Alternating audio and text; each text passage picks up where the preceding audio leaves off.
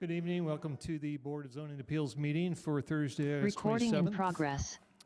I'm going to call this meeting to order. Thank you for joining us tonight. First thing up is we'll have a roll call. Here.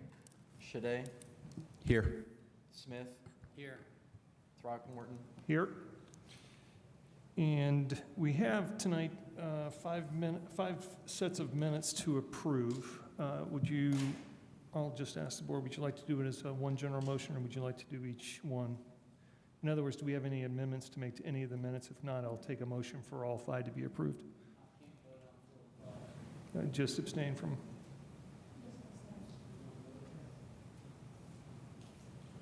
Yeah, let's do it. Okay. Do I have a motion for approval of minutes?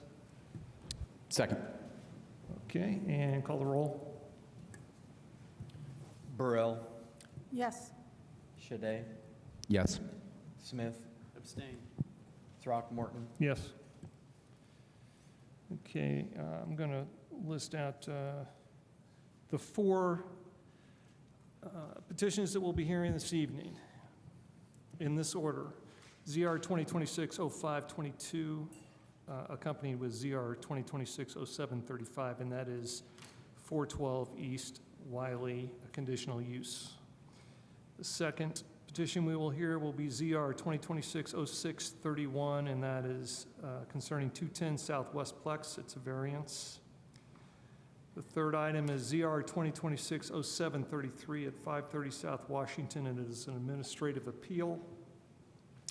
And the last petition we will be hearing tonight will be ZR 2026-0734 pertaining to 712 West 3rd. It's a conditional use. We have no petitions that will be continued tonight. Before we get started, we have a full house. I just want to make sure if anyone's not been here before, here's how things work. So what we do is we get a report from the staff. They present that to us.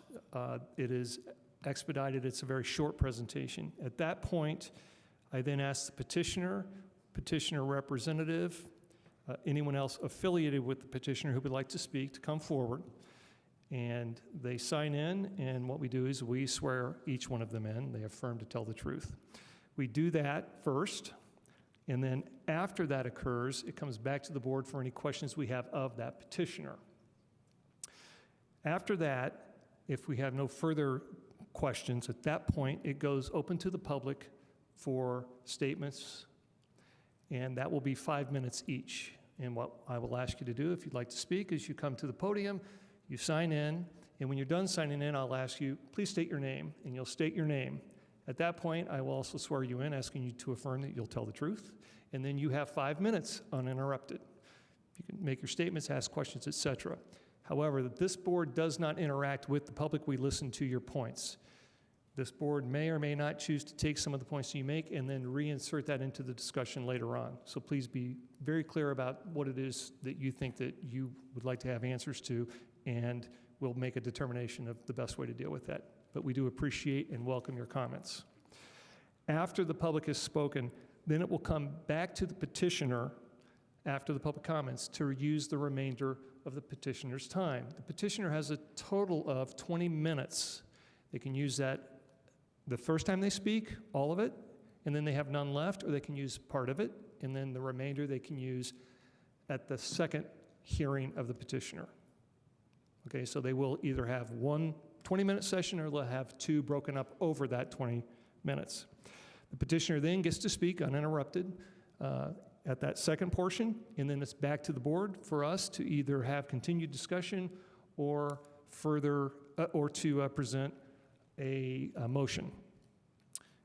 That is essentially the gist of what we're going to do, and we do have policies of the respect within the chambers here, which is we just ask you not to be chatting or talking, because I know it's hard for you to understand out there, but we actually hear everything that comes this way, and sometimes it's difficult for us to hear. So we just ask, please, to be polite and not have those discussions. If you do have a phone call or something, we just ask you step out. That's great.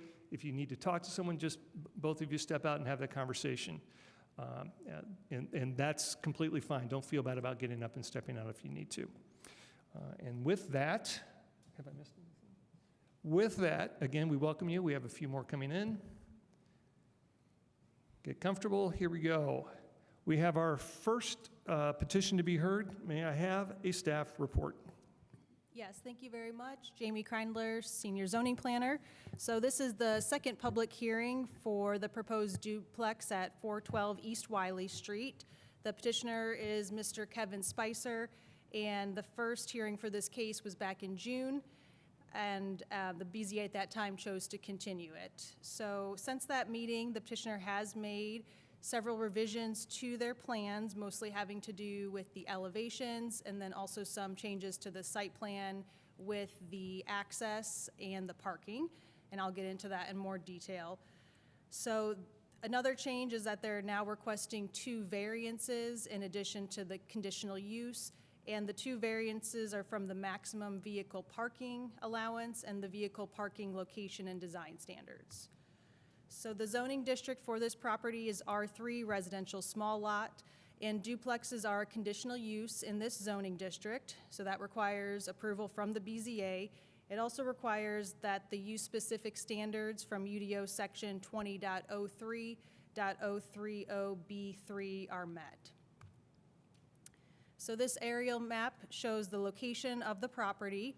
There is an unbuilt section of right-of-way for South Palmer Avenue along the west property line, and there's also a 12-foot platted alley to the south of the property. The alley to the south is not currently improved, so the petitioner does have the option to either improve that alley for access or to access the property via Wiley, having a drive cut off Wiley. In their prior plan, that's what was shown in June, that they had a driveway off of Wiley. With the new plan, the petitioner is planning to improve the alley to the south, and I will show that plan here in a second. So just to give an overview of this site, currently on the 0.23 acre property, there is a 1-story single-family home, and that's proposed to be demolished for the new duplex. All of the surrounding properties are also zoned R3, and they contain single-family homes.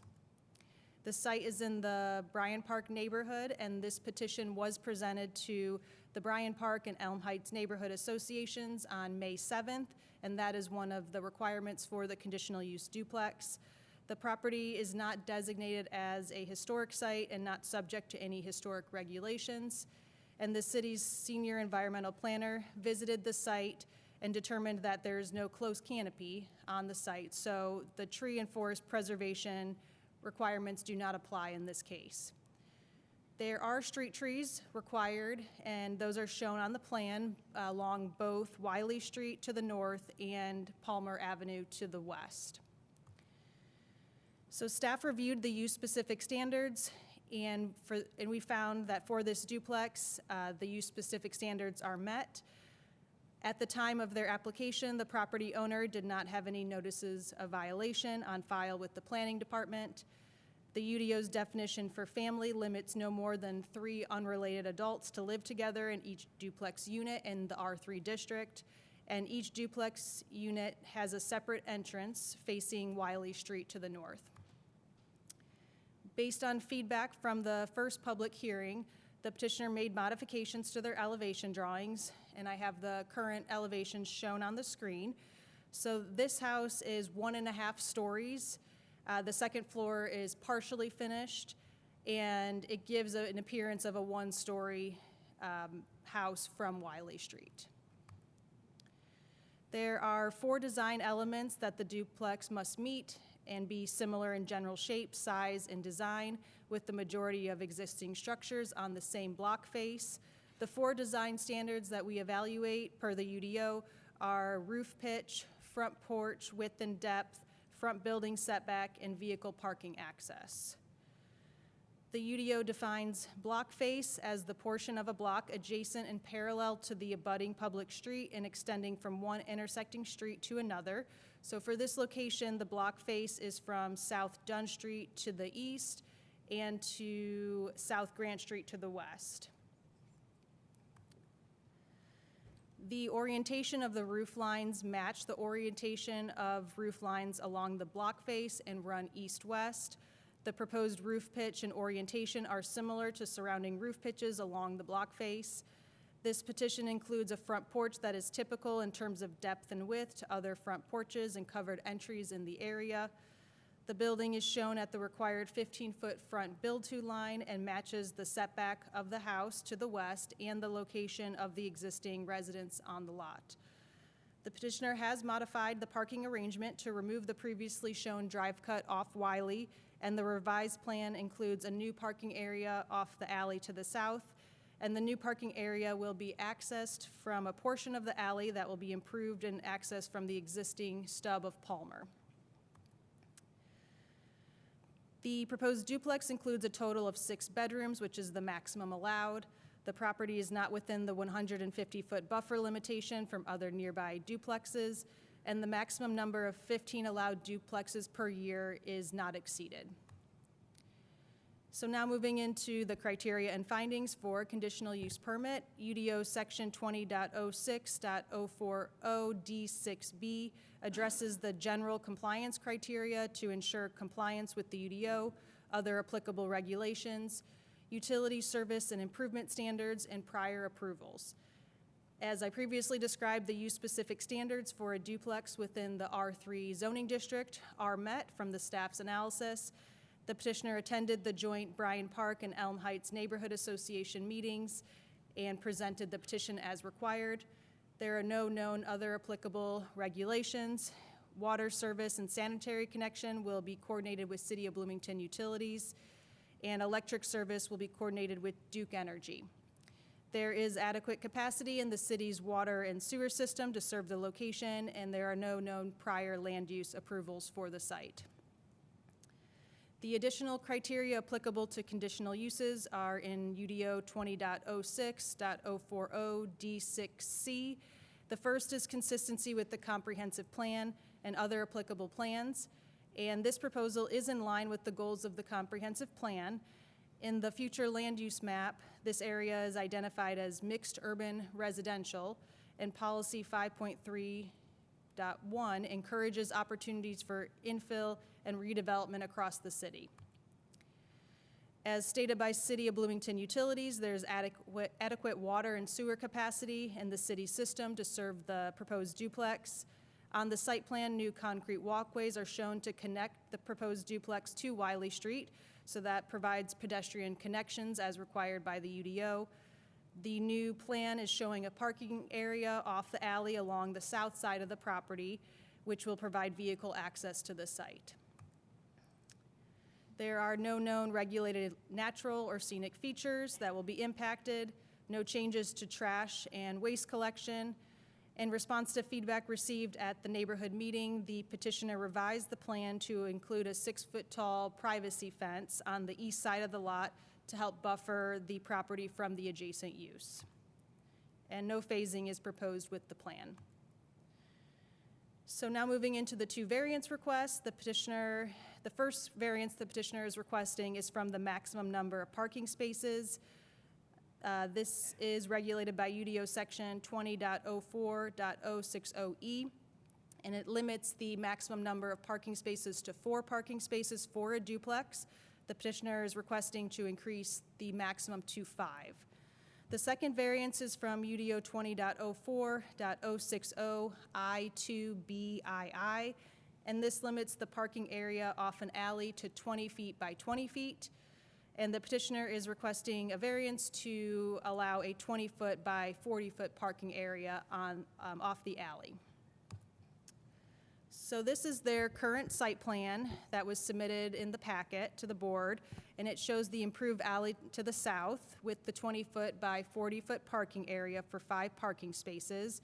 I do want to make a note to the board that for 90-degree angle parking, the minimum parking dimensions are 8.5 feet by 16 feet, and this plan shows 8-foot wide parking spaces. So the petitioner is either required to get a minor modification to be approved by the planning director to reduce the parking width from 8.5 feet to 8 feet, or the board can add a condition to increase the parking area to 42.5 feet to accommodate the 8.5 foot wide parking space width requirement. And then I also want to correct that the impervious area for this proposal is actually 31.74%. The prior plan had an impervious surface coverage of 44.5%, so this is significantly less than the original plan.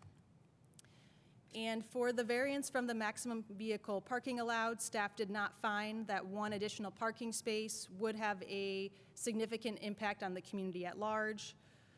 While the maximum parking standards for this use were highly contested and vetted, one additional parking space that otherwise meets the design standards of the property is not expected to have adverse impacts on surrounding properties. For the third criteria, staff did not find any practical difficulties peculiar to the property because the site can be developed with a duplex with a maximum of 4 spaces. For the second variance from the vehicle parking location and design, staff found that this would be injurious to the community because it is a request to double the size of the parking area permitted by the UDO.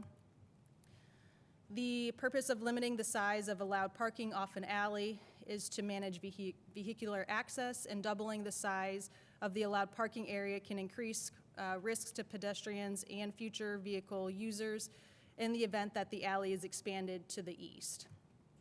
Staff did not find any practical difficulties peculiar to the property that prevent the petitioner from complying with the 20-foot by 20-foot parking pad as limited by the UDO, and the site can be developed with a compliant driveway off Wiley as previously shown, or a compliant parking pad via the alley to the south. So on the screen, this is the prior plan that was presented to the board in June. And then this is the current plan before you, and I'm happy to flip back and forth if that's helpful.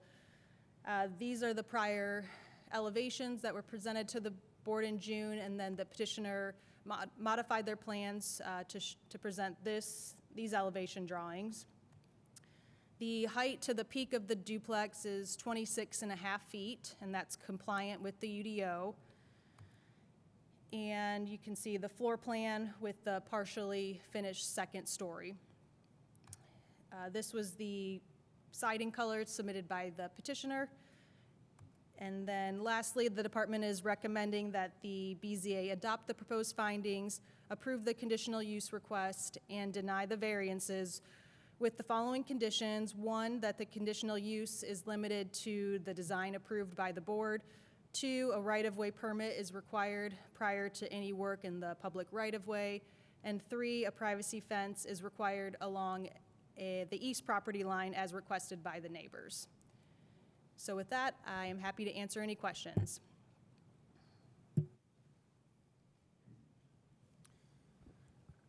Thank you.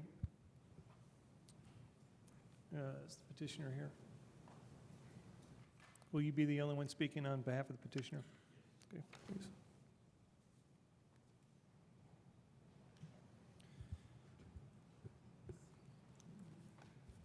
State your name, please. Kevin Spicer? Kevin, do you affirm the testimony you're about to give us the truth, the whole truth, and nothing but the truth? Yes, I do. Okay, and we'll start a timer. We have 20 minutes. Again, just as a reminder, whatever time you don't use, you can retain for later. Thank you. Thank you. So I think I'd like to start just by kind of recapping a little bit from a couple months ago. So in doing so, a lot of the things that we heard is that the building that you saw pictures of that we brought to you a couple months ago, the neighbors.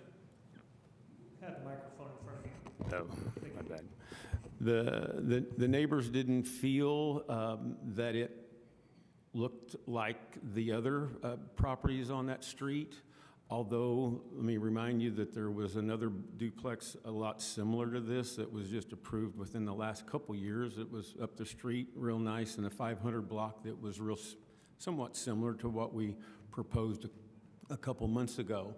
But I heard that, and that was actually part of the condition for the condition from this panel, from the BZA, was to make it look more like what was others on the street. So with that, we did that. I brought that back to a story and a half, a rectangle-style home that maybe would look like the homes there that was built in the 50s. The other thing we heard a lot about was the width of Wiley, it not being a really wide street.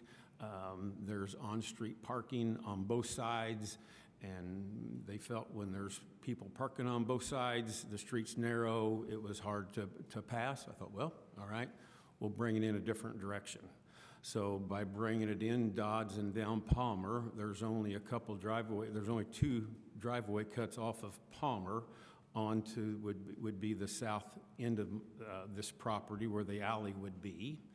And you're right, as you heard, by using the alley, it was only a 20 by 20 pad. So my thought was to try to ask for a variance to get an additional parking space. So if I could bring my tenant back off the back, if you will, keep them off of Wiley, trying to be neighborly, trying to use, hopefully then that way maybe there would be less tenants using that on-street parking. So that's the purpose for the request for the variance. And as you can see, I had plenty of percentage of impervious space, to do that. So as we're going to hear after a bit, right?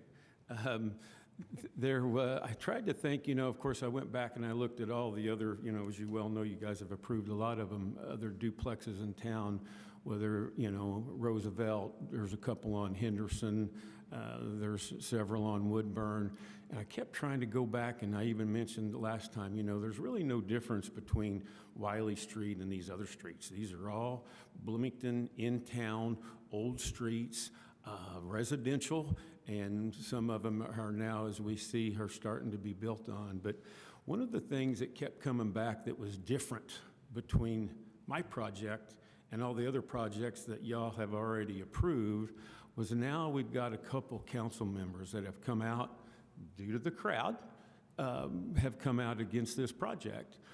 In your packet last time, we had a letter from Piedmont Smith, and she had said in that letter where she had gone, and at that point in time, the director was Mr. Hiddle, and met with him and told him all the problems that they had with Wiley, and of course forwarded that letter to you all. But then even at that point, the director Hiddle, along with the planning staff, they still had recommended approval. And the reason, of course, is what we've just heard, is that all of the others that yins have approved met the UDO standards, just like this one.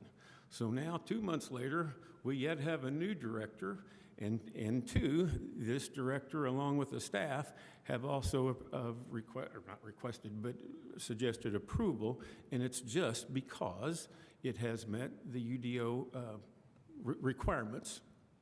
Again, just like all the other ones from all the other units on different streets that have already been approved. A lot of them have been approved unanimously. I went back and watched all those.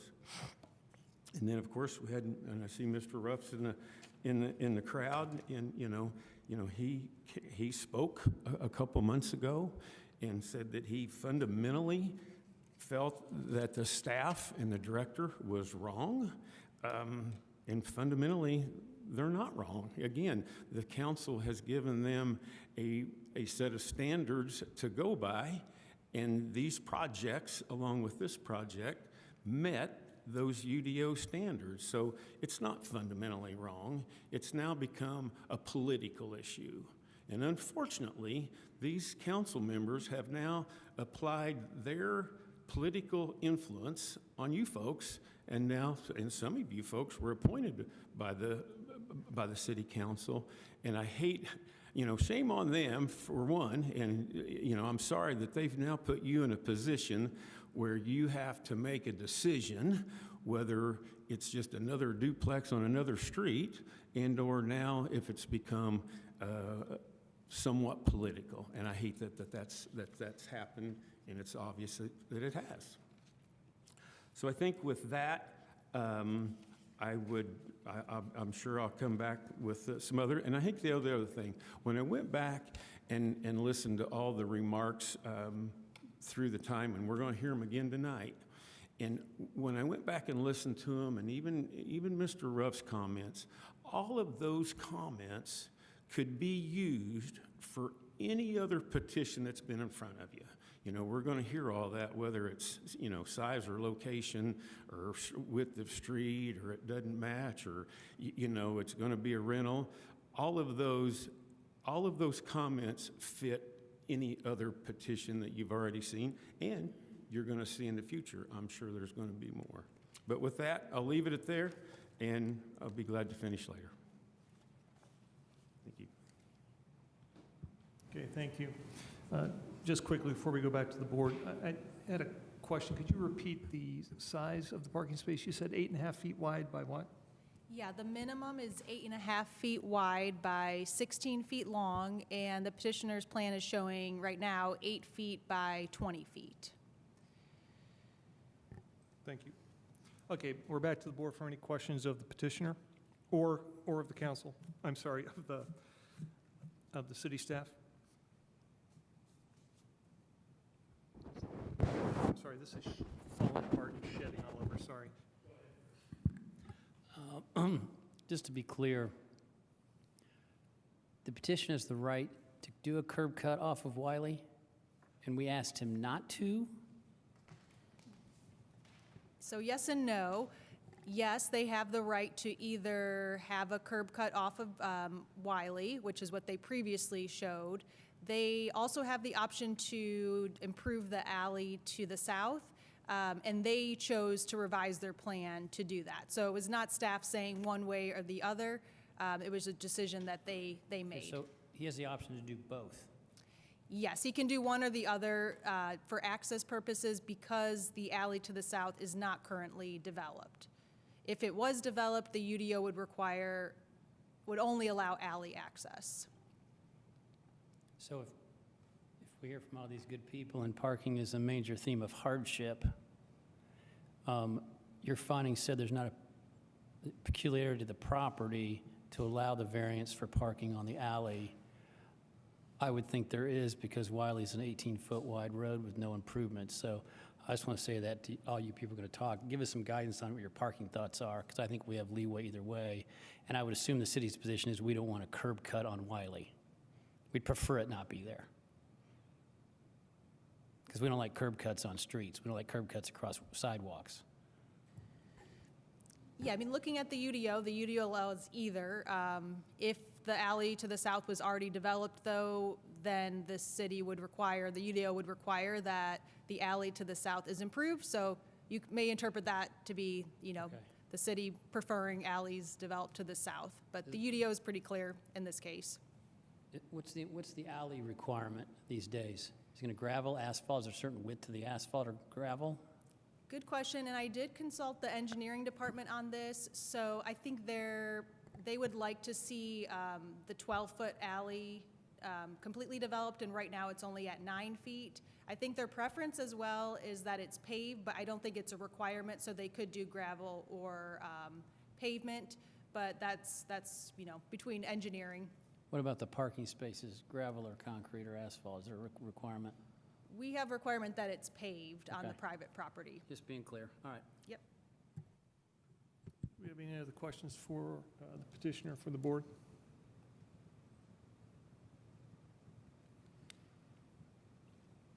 Anyone else? Okay. So with that, we are now to public comment. Just a show of hands, how many people plan to speak to this? Okay, all right, we should be fine. Otherwise, I'd have you all stand in line and whatever. So we'll just go one at a time. Go ahead and sign in first. I was going to say, Kevin did not sign in. Do you want him to sign in ahead of me, or does it matter? He did not. We'll have him come back. Yeah. Okay. All right. Give me a moment, please.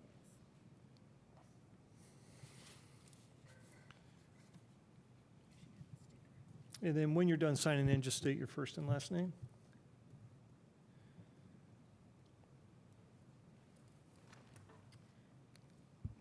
Perfect. Julie Vonderschmidt. Okay, Julie, do you affirm the testimony you're about to give is the truth, the whole truth, and nothing but the truth? I do. You have 5 minutes.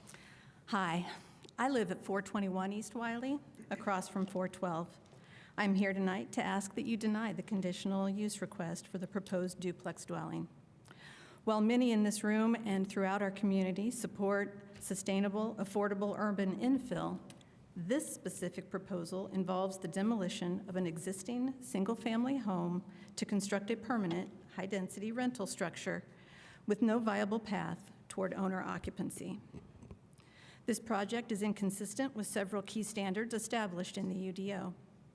Section 20.02.020C, the unique mandate of the R3 district is to protect and enhance the established residential neighborhoods by increasing the viability of owner-occupied housing. This section explicitly discourages the conversion of existing housing stock. Demolishing a functional single-family home to build a commercial rental duplex directly undermines this statutory objective. Section 20.04.070. The UDO protects core residential zones from being overshadowed by abrupt intensifications in land use. This project conflicts with the transition rules meant to safeguard the physical integrity and scale of established face blocks. Section 20.03.030. The petitioner will argue that this project checks every box of the use-specific standards. However, technical compliance on paper does not translate to structural compatibility in reality. The total square footage, massing, and overall volume of the proposed building completely dwarf the existing single-family, single-story homes on the block face. Furthermore, utilizing the maximum of 6 bedrooms is not an organic design choice. It is a calculated workaround meant to bypass the city's standard rental occupancy limits and maximize the per-bedroom profits. Under Section 20.06.050B, the conditional use cannot simply exist in a vacuum of technicalities. The board must look at the physical reality. This massive, out-of-scale footprint creates a severe architectural mismatch that fundamentally undermines the neighborhood character and the neighborhood character criteria you are legally required to enforce. Bloomington's long-term economic viability and stability relies heavily on our ability to retain career-focused individuals, including teachers, healthcare workers, and early career entrepreneurs. When permanent housing stock is converted into speculative, investor-driven rental properties, the opportunity for local workforce home ownership shrinks. This trend drives up local land values through per-bedroom pricing models, effectively putting many local workers, young professionals, and family units who wish to establish permanent roots in Bloomington out of the market, whether they own or rent.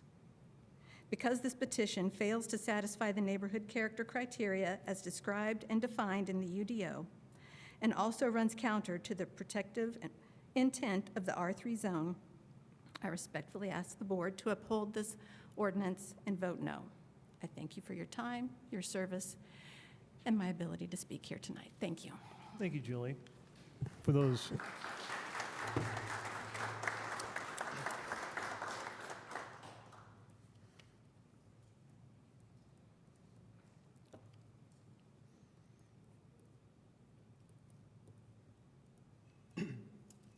And state your first and last name. John Lawrence. And John, do you affirm that the testimony you're about to give is the truth, the whole truth, and nothing but the truth? I do. Thank you. You have 5 minutes. Good evening. Again, my name is John Lawrence, and I'm here tonight to ask the board to deny this conditional use petition. I want to focus on something that the petitioner raised at the previous hearing and again tonight. He pointed to other duplexes that have been approved and essentially asked, if those projects were approved, why shouldn't this one be approved too? I understand why someone would ask that question, but I think it misunderstands what a conditional use is.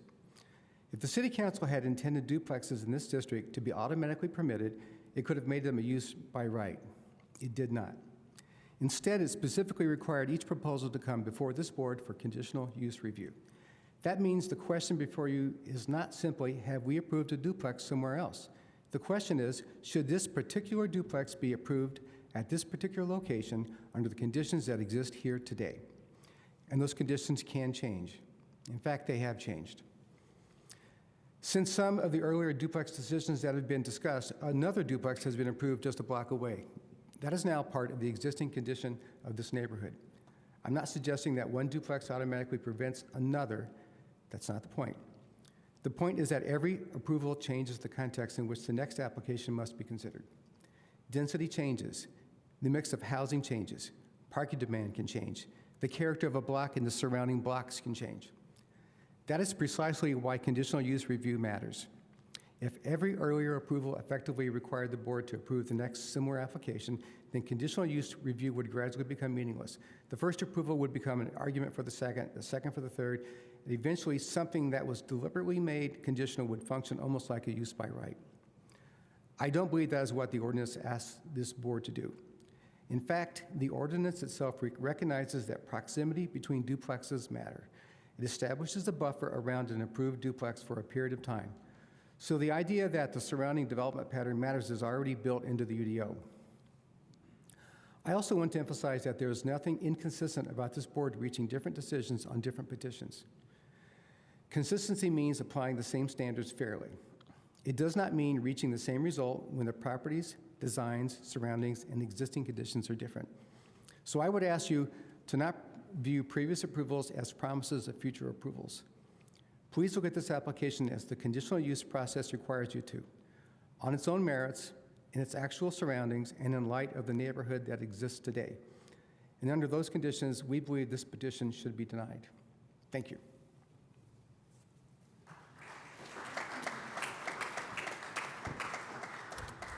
Thank you, John.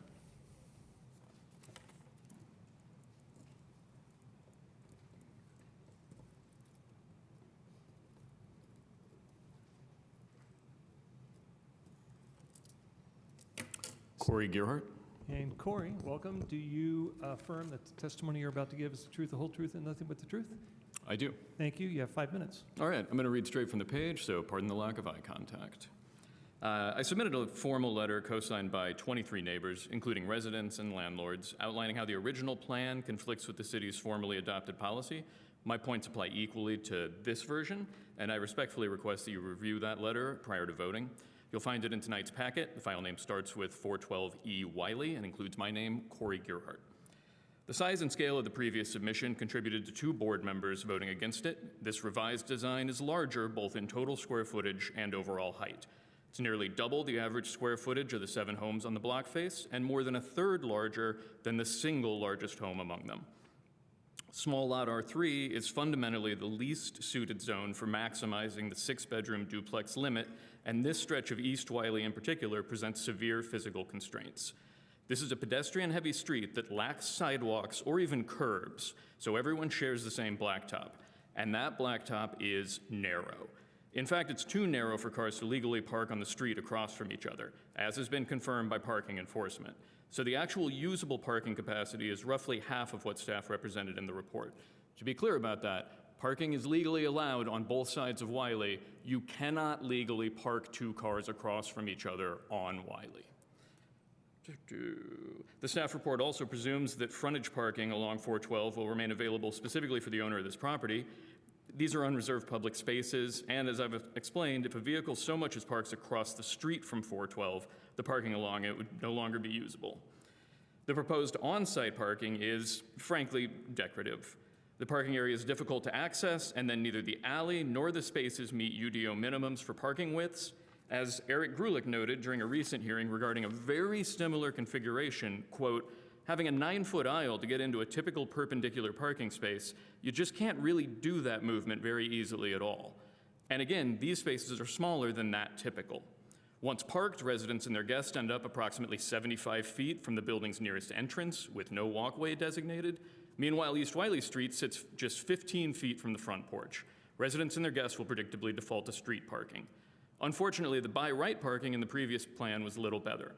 We see from both the 300 block, where 6 bedrooms were added to a divided lot, and the very similar duplex at 506, that residents and their guests will generally opt to park on the street or even the front lawn, rather than utilize the already limited number of on-site spaces, no matter how accessible. Ultimately, no on-site parking can solve the problem of East Wiley's insufficient width and lack of sidewalks. Parking from the 6-bedroom divided lot on the 300 block funnels everyone into tight interactions with motor vehicles and occasionally chokes off the flow of motor traffic entirely. Parking from the 6-bedroom duplex at 506 has created an entire block that is 1 lane or less, serving all of the forms of foot and motor traffic you can imagine, traveling in both directions and heading into or from a blind turn from South Henderson. When opposing motorists meet, they usually have to either reverse down the entire pedestrian-heavy block or reverse into the Wiley-Henderson intersection. It is an absolute mess and one that the city acknowledges but lacks the resources to address. This project will worsen both of these situations and likely replicate them on the 400 block, which is already far more densely populated than either of the adjacent blocks were before those buildings were added. Now, staff has explained that any existing street is presumed adequate when they evaluate conditional use recommendations, regardless of capacity or existing congestion. Planning has confirmed they wouldn't hesitate to line the entirety of East Wiley from South Lincoln to South Henderson with 6-bedroom duplexes on every lot along both sides of the street while our narrow road remained as is. There is no limit. That's what I've been told. However, under the UDO, this board, not staff, is tasked with determining whether both street and public safety capacities exist to accommodate this proposed conditional use. I ask you to recognize tonight that they do not. Thank you for your time. Thank you.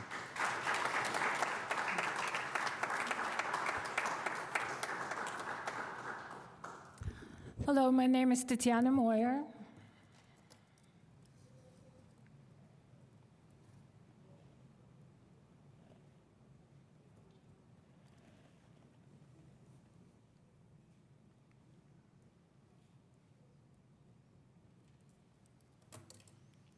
And do you affirm the testimony you're about to give is the truth, the whole truth, and nothing but the truth? I do. Thank you. Members of the board, I'm a resident of Bryant Park neighborhood. Thank you for the opportunity to speak.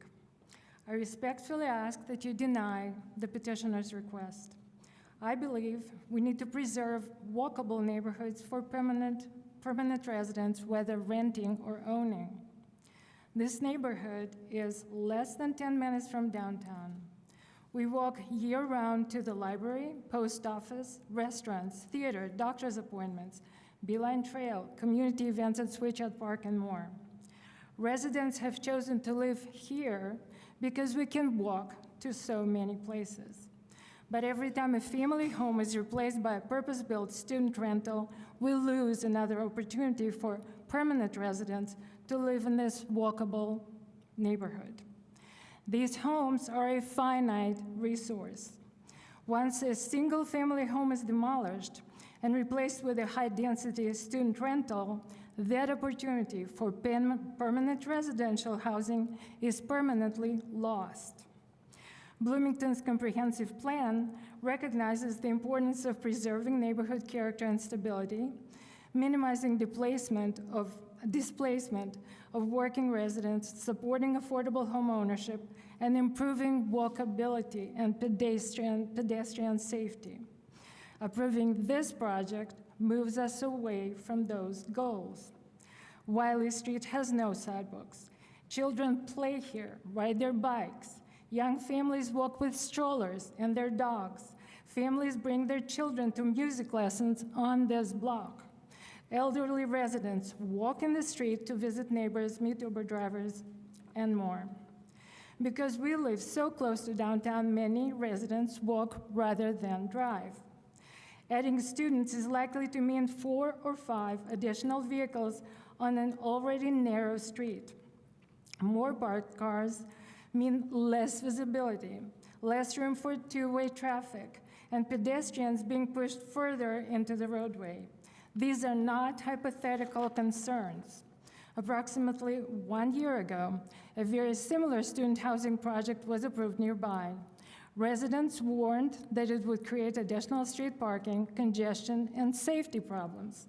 Those concerns proved to be accurate.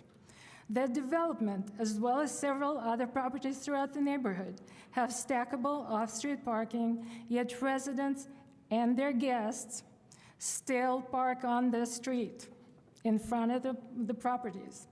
Vehicles regularly line the roadway near the Wiley-Henderson corridor and the Wiley-Lincoln intersections, reducing visibility, creating hazardous conditions for drivers entering and leaving the neighborhood and for the pedestrians. The board now has the benefit of real-world evidence rather than speculation. Approving another similar project would compound a problem we can already see. And this is why cumulative impact matters. One project may seem small, but each approval removes another family home, adds more student housing, increases parking demand and traffic, and gradually changes the character of the entire neighborhood. The character of a neighborhood is not lost all at once. It changes one property at a time. We should be able to provide housing for students while also preserving established neighborhoods where permanent residents can raise families, grow older, and walk to downtown. Those goals are not mutually exclusive, but they require us to be thoughtful about where high-density student housing is placed. I ask the board to consider not only this individual proposal, but also the precedent it sets for Wiley Street and for similar neighborhoods throughout Bloomington. Based on everything I have outlined, I respectfully ask that you deny this application. Please help us preserve this neighborhood as a walkable neighborhood for residents, while allowing student housing in locations where that density and use are appropriate. Thank you for your time and careful consideration. Thank you. Joe, real quick, we do have one person online who I told we would get to next, so if we can get Eric online, and we can come back. Could I please ask you to wait just for a moment? Can I sign in? So Go I'm ahead and already sign done with in, that. Yeah. Who do we have online? Eric? Good evening. Can you hear me? Eric, if you hear me, state your first and last name. Do you hear me? No. I can't hear him. You do not hear me. I will rejoin the meeting. You do not hear me? Nope, I can hear you now. State your first and last name. Okay, good evening. My name is Eric Ost. Eric, do you affirm that the testimony you're about to give is the truth, the whole truth, and nothing but the truth? I do. All right, you have up to 5 minutes. Thank you. I appreciate your consideration in allowing me to offer this comment this evening. We've reached a tipping point in Bloomington's approach to development, especially in core neighborhoods. As Mr. Lawrence indicated, context matters. Cumulative effects matter. Replacing modest, naturally occurring affordable homes with larger, higher rent duplexes increases occupancy and vehicle activity. It also introduces new pedestrian and traffic conflicts, increases demand for parking, and places additional burdens on aging streets, many without sidewalks, stormwater systems, utilities, and other infrastructure in Bloomington's core neighborhoods. One project may appear incremental. Repeated parcel by parcel, however, these changes fundamentally alter the stability, affordability, and physical character of established residential areas. We must now therefore temper the way we evaluate these conditional use projects and consider the context. Housing policy, zoning, and regulations should not simply potentiate the production of more market rate units on the assumption that any increase in unit count is inherently beneficial. We must also ask what housing is being lost, what housing is being created, who can actually afford that housing, what infrastructure consequences follow, and whether the change advances the long-term stability and welfare of the surrounding residential community. A modest existing home that is affordable to a working household has a real housing value that is not captured simply by comparing the number of units before and after development, or redevelopment, excuse me. Demolishing that home and replacing it with a substantially more expensive income-producing asset may increase density while simultaneously reducing meaningful affordability. Bloomington does not simply need more housing. Bloomington needs more homes. Ideally, those homes would be owner-occupied.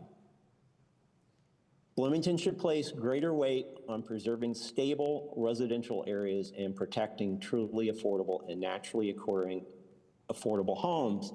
Development should serve the community rather than treating every residential parcel primarily as an opportunity for maximum asset appreciation and rental yield. I would turn your attention to the development that has occurred on North Jefferson over the last year and a half. There are parcels there that once on what's existed NOAA's, naturally occurring affordable homes, priced in the area of $250,000 to $300,000. Now there are 10-bedroom duplexes, 2 of which have been put on the market for approximately $1.5 million apiece.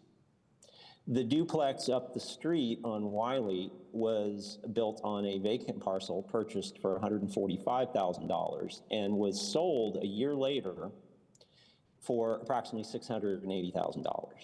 We are not creating affordable housing. And I ask that you consider that in your conditional use deliberation of this petition. Thank you. Thank you.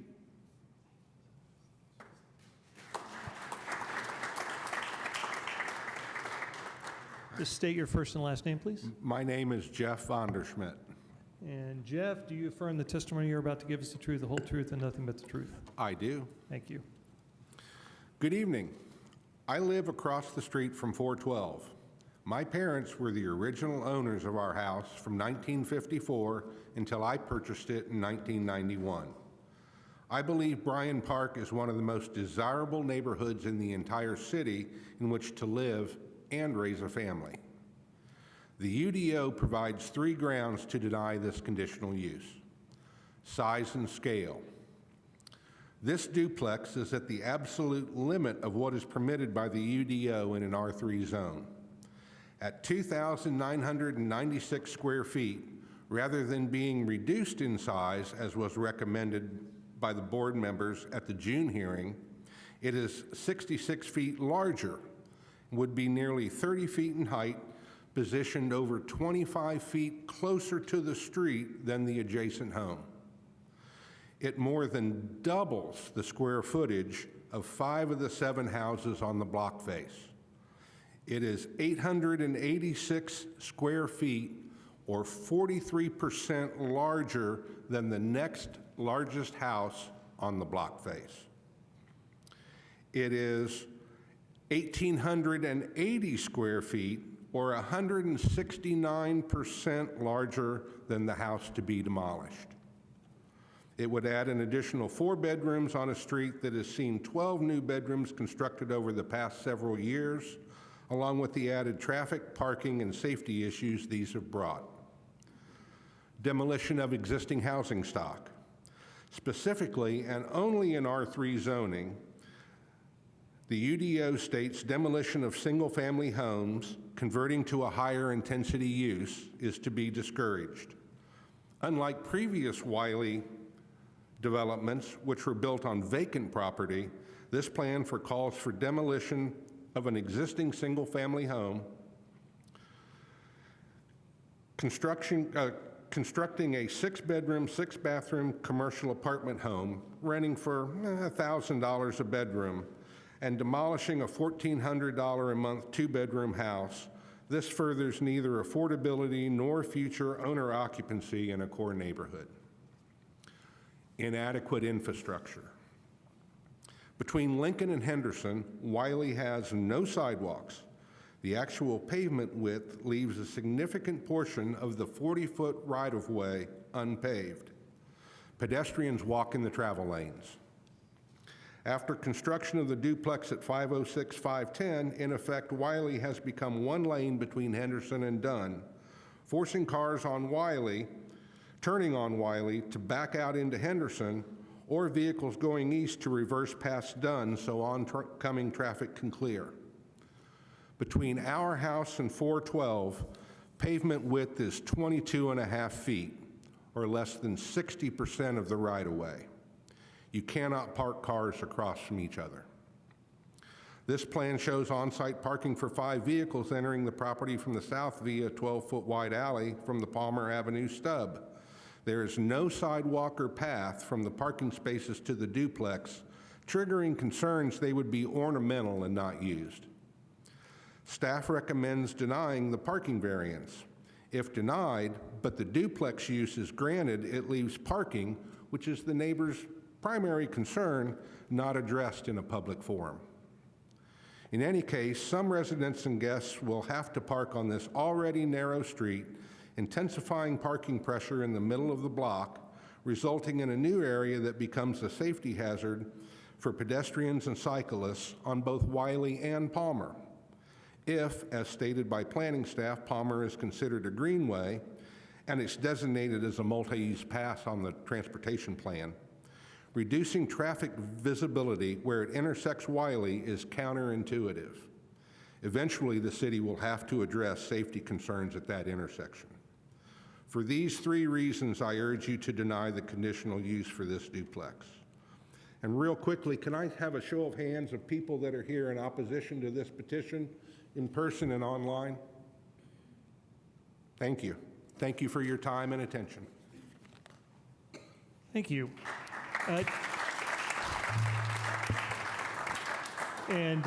Dave, as you sign in, just give me a moment before I swear you in.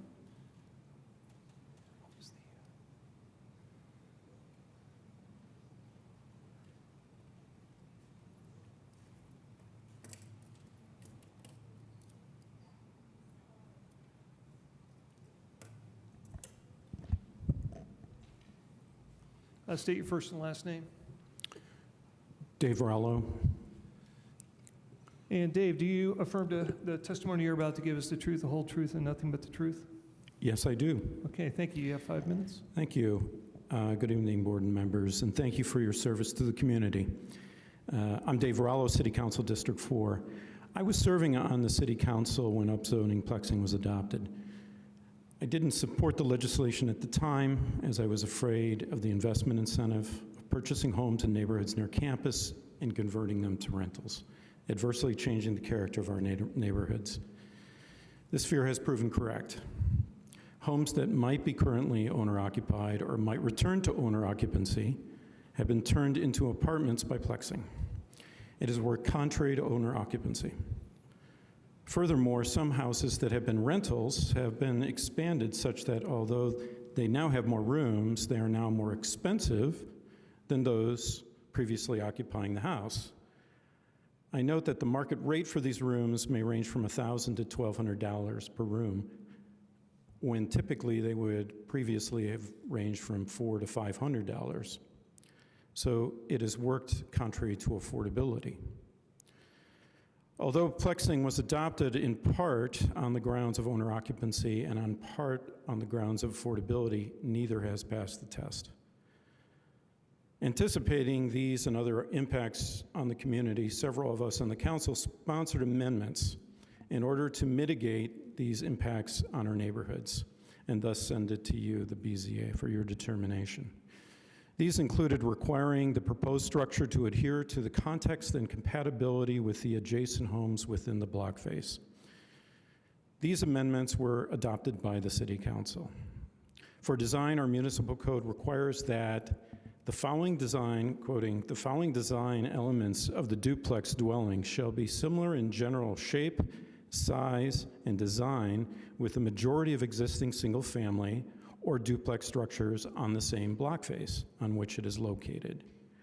And then, number 1, roof pitch, number 2, front porch width and depth, number 3, front building setback, and vehicle parking, number 4. I want to make clear that as a sponsor, I was a sponsor of this code that our intent, and the other sponsors who are co-sponsors, was primarily general shape, size, and design. The other elements are important too, but the size, shape, and design must be considered primary in your review. This proposal is out of scale for the neighborhood. It is larger than any other structure on the block face and over twice as large as 5 of the 7 houses on that block face. The code is being misinterpreted, and this concerns me. I understand in previous petitions brought before you, the BZA, the definition of block face was stated incorrectly for your determination. That was a finding by our council attorney reviewing the BZA transcripts and BCAT videos. Although block face is correctly interpreted this evening, to maintain that this petition is in compliance is incorrect. It is not compliant in size relative to other structures on the block face. I urge you to follow the code and to vote against this petition. Thank you.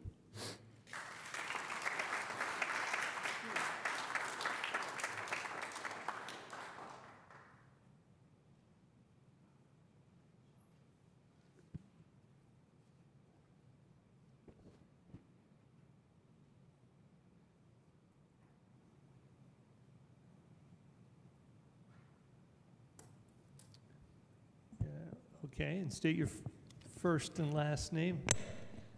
You may, and also the ending of that also bends by itself, if that'll help a little bit. So, Oh, thank you very much. absolutely.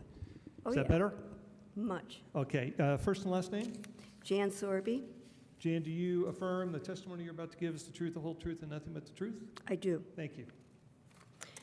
Good evening. I want to focus on one basic question tonight.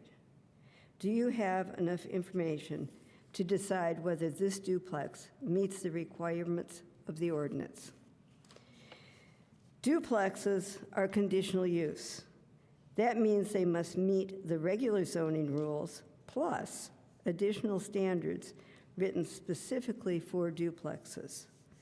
Those standards require certain design elements to be similar, as you heard before, in general shape, size, and design to the majority of the existing houses or duplexes on the same block face. There are 7 existing houses on this block face. The staff report never tells you that, or how big those houses are, or how many stories those houses have. So how can you determine what the majority look like? The revised roof is a good example of how this comparison should work. The ridge now runs in the same direction as all 7 houses. That's an improvement, and it's important, as it helps the shape and design of the duplex fit the block face. But why isn't the same comparison being applied to size? The ordinance says shape, size, and design. All 3 must have meaning. This duplex is more than twice the size of 5 of the 7 houses on that block face. 5 out of 7. That's a clear majority. That said, how did staff reach a finding that this much larger building is similar in size? Front setback raises a similar question. As planned, the duplex meets the zoning build-to line. But front setback is one of the additional requirements. So you must ask, if the building is set at the required build-to line, will this much larger building maintain the established line of houses along the street, or will it stick out in front? The staff report does not give you that comparison. And finally, parking. 6 of the 7 houses have front access parking. 6 of 7.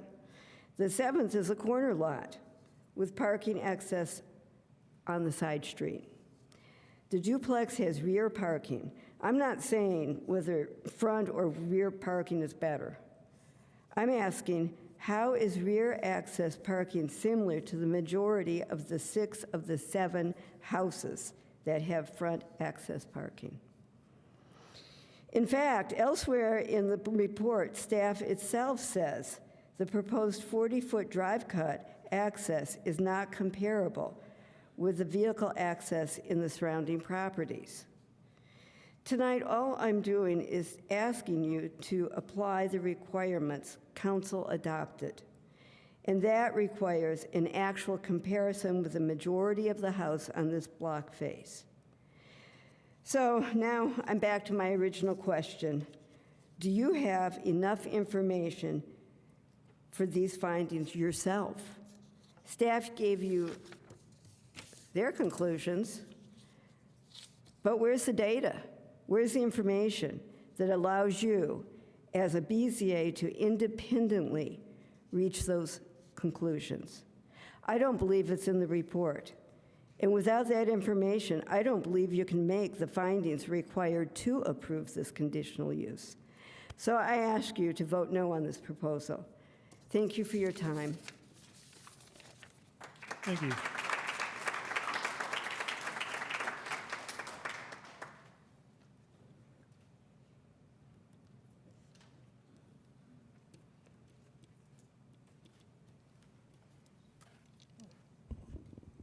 State your first and last name, please. Jane St. John. Jane, do you affirm the testimony you're about to give us the truth, the whole truth, and nothing but the truth? I do. Thank you. For 33 years, I have lived at 408 East Wiley, the house immediately to the west of the proposed structure. My father, here tonight, lives across the street, and my daughter lives nearby too. I also own 2 rental properties in this neighborhood. I have always valued the vibrant balance of full-time and part-time residents here, and I want to be clear that I strongly favor increased density in my neighborhood. My neighbors and I have spent significant time documenting for this meeting why this specific proposal is inappropriate for this specific location. I have signed on to their letters about parking, infrastructure, and the disproportionate physical scale, and I know you've heard this before, but 43% larger than the current largest house on the block face of this proposed building. I would like to offer further context regarding our current density and the potential impact of this project. The city block where we live between Lincoln and Henderson, which includes the block face we've been talking about, has already seen a significant increase in population over the past 8 years. The second and third lots on the north side of Wiley on our block grew from 1 resident to 9 through the addition of a house and a carriage house by a rental developer on what was a vacant lot and a half. A formerly owner-occupied house across the street from the new house and carriage house is now a rental. 2 former rentals and 1 owner-occupied home on this block have transitioned into short-term rentals as Airbnbs. Most notably, as you've heard many times, the blue duplex at 506 510 added 6 residents to a previously vacant space. Consequently, this 1 block's population has increased by 13 residents. We have accommodated and are familiar with density, its effects, and how to navigate them. Further, I would point out that all of this density has occurred, and more certainly could occur, without demolishing any existing houses. All the while, as we know, the pressure to approve projects like this duplex has intensified. A landlord who purchased property years ago, myself included, sees a massive financial opportunity in replacing modest homes with high-density structures that can command triple the rent. The proximity to campus makes these lots exceptionally attractive. This financial potential has driven lot values to a premium. Vacant lots or those with small disposable houses are highly sought after. For example, the lot which became the blue duplex at 506 510 East Wiley sold within hours of hitting the market after the owner could not reach an agreement with the city for the design of the single-family house she wanted to build there. It has been suggested that because a large single-family home could legally be built on this lot by right, larger even than the duplex, we should be happy about this duplex proposal. On the contrary, we would welcome a large single-family residence. Such a home would likely place far less demand on our parking and infrastructure than the intensive use proposed by the developer. I urge the board to deny all parts of this request. The environmental and infrastructure consequences, the removal of trees, however they're designated, and the addition of significant pavement that won't even accommodate parking for 3 additional residents, does not make sense on this lot. While each project is viewed in isolation and for good reason, let's also consider the aggregate impact of these projects. This structure's monolithic presence, especially since it would sit at the pinch point of a street which has no curbs or sidewalks, will fundamentally alter the character of a block and of a neighborhood that has taken decades to establish. I respectfully urge you to reject all aspects of this proposal. Thank you for your service on this board and for your time and consideration today.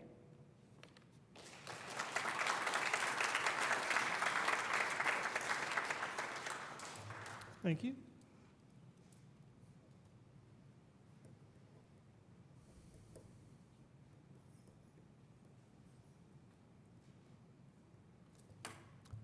Good evening. State your first and last name, please. Kim Vint.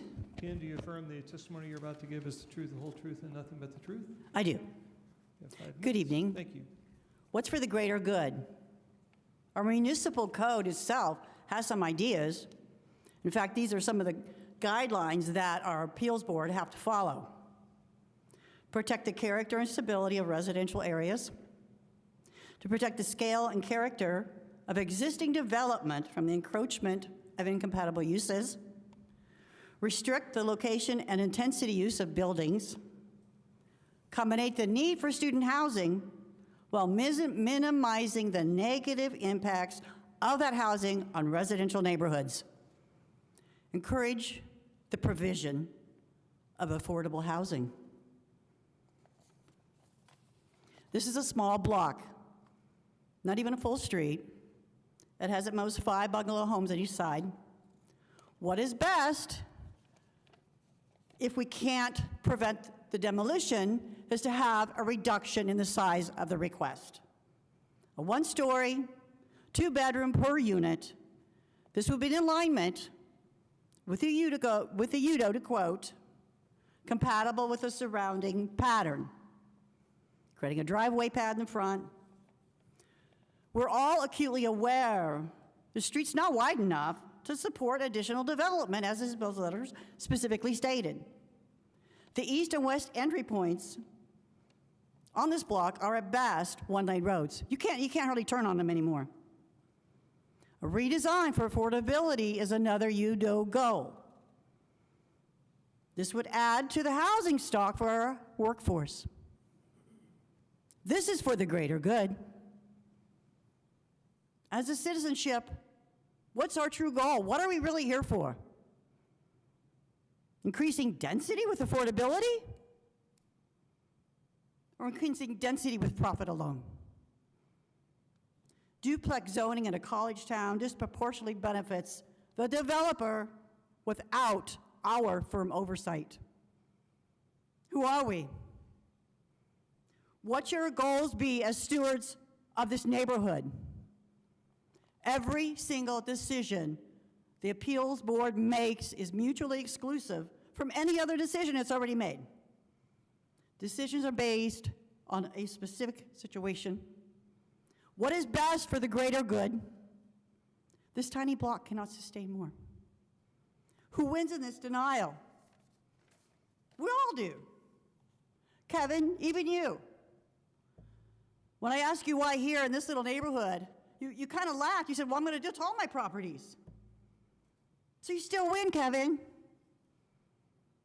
This is our only option. We live here. Thank you.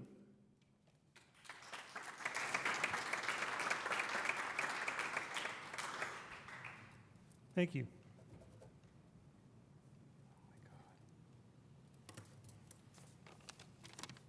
My name is Marcus Moyer. And do you affirm that the testimony you're about to give is the truth, the whole truth, and nothing but the truth? I do. Thank you. My next-door neighbor has asked me to read into the record a statement that she's written because she has to be at work right now. My name is Jody Atkins, and I live at 401 East Dodd Street. I'm writing to express my concerns regarding the proposed duplex development on Wiley Street. I believe the structure is out of character with the design and architectural elements that make the neighborhood such a beloved community. Beyond its appearance, I am concerned that the development will have an adverse impact on the safety, accessibility, and quality of life that residents have come to expect in this area. In my view, this project does not promote affordable housing or sustainable living. Rather, it is likely to attract college students who can afford higher rents in a newly constructed residence located close to campus. As a result, increased traffic, parking congestion, and overall density are significant concerns for neighborhood residents, including children, pet owners, and elderly individuals. I also have a personal concern regarding access to my property. My driveway and garage are located behind my home and are accessible only via the alley west of the dead end of Palmer Street. This alley runs along the length of my backyard and serves two other homes as well. The only access point is the area where Palmer Avenue ends. I'm worried that vehicles belonging to duplex occupants or visitors could block this access, preventing me and my neighbors from reaching our garages or moving our vehicles when needed. I respectfully ask that you consider the concerns of the residents who call this neighborhood home. Please weigh the long-term impacts this development may have on the character, safety, and livability of the Bryant Park neighborhood, and please do not approve this proposal. Thank you for your time, consideration, and service to our community. And then very, very briefly, I did want to address Mr. Spicer's comments that it's unfortunate this has become political. I don't find it political. I think it's very fortunate we have community members who actually care and are here. So thank you for your time.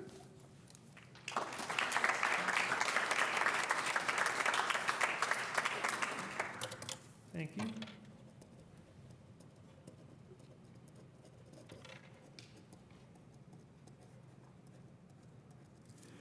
Susan Bright. And Susan, do you affirm the testimony you're about to give is the truth, the whole truth, and nothing but the truth? I do. Thank you. You have 5 minutes. I've been a resident of this neighborhood for over 25 years, just living on Lincoln, just south of Wiley.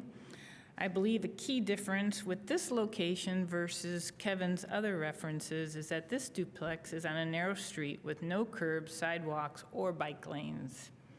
Secondly, the other two structures that have been recently built on this section of Wiley have already proven that the residents and their visitors park on the street. Given with what the staff said, they are looking out for the safety of pedestrians and vehicles. Who on this board is looking out for bicyclists? When they approve developments that reduce the amount of pavement for us to ride our bicycles, I believe if this duplex is approved, you will continue to decrease the safety of bicyclists and that there are safer areas in Bloomington we can develop dense housing. I deny this project and thank you for listening. Thank you.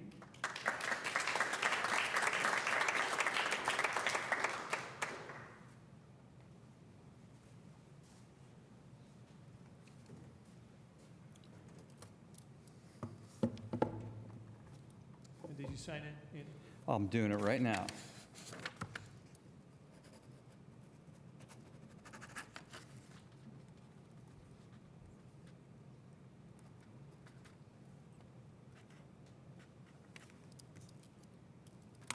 And Mr. Ruff, son of Jerry, do you affirm the testimony you're about to give is the truth, the whole truth, and nothing but the truth? I do. Thank you.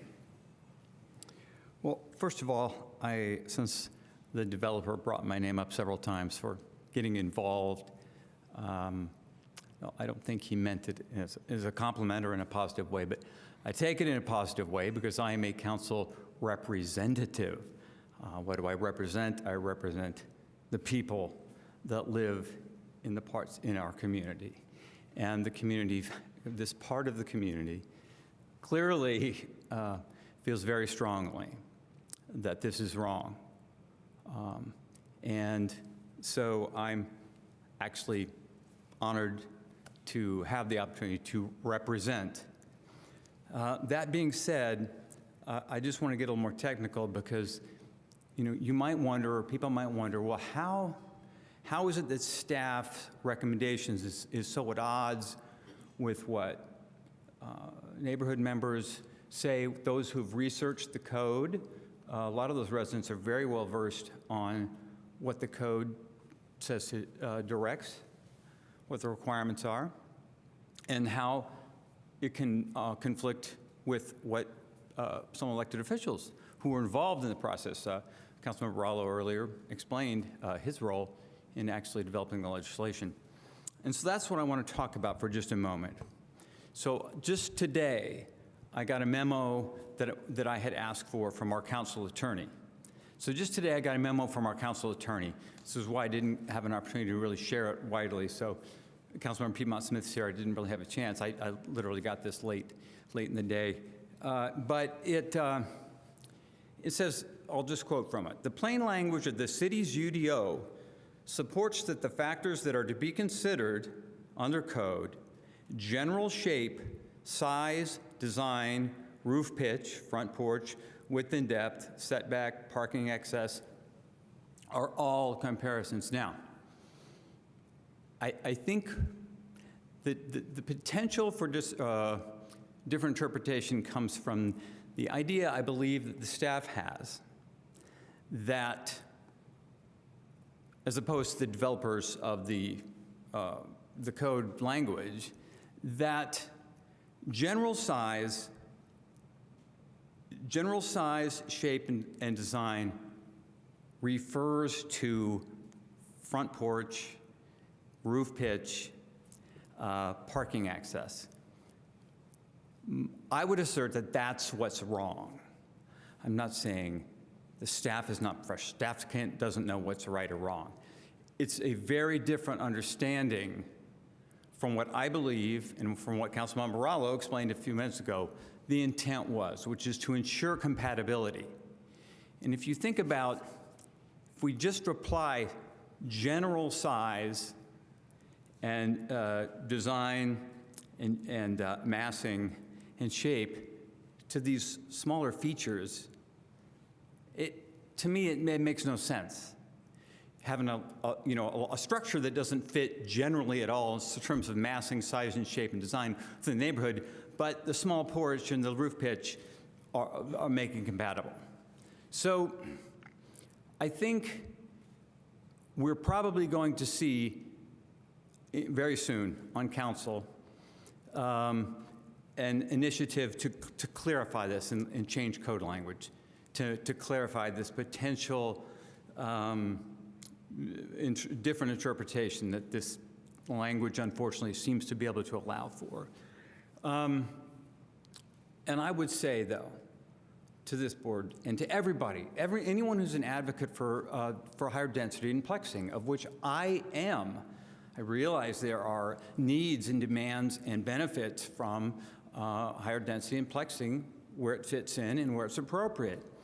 That if you want the density and the plexing to be supported generally, and you want the city to make progress in enabling those things, that you make a decision that gives the community confidence that this can be done right and be done in a way that doesn't undermine the livability and the character of their cherished and heavily invested in neighborhoods where they've built their lives and invested much of what they have. So I would just ask you to keep that in mind, to build support in the future for doing this the right way. And you have an opportunity here to make a decision I think is consistent with that. Thank you.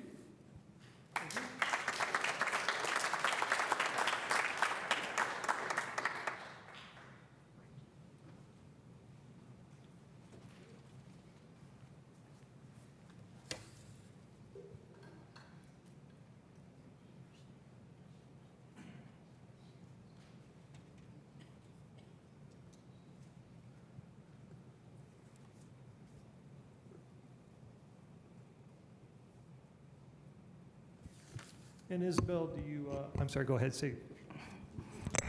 Isabel Piedmont Smith. And do you affirm that the testimony you're about to give is the truth, the whole truth, and nothing but the truth? I do. Thank you, Isabel.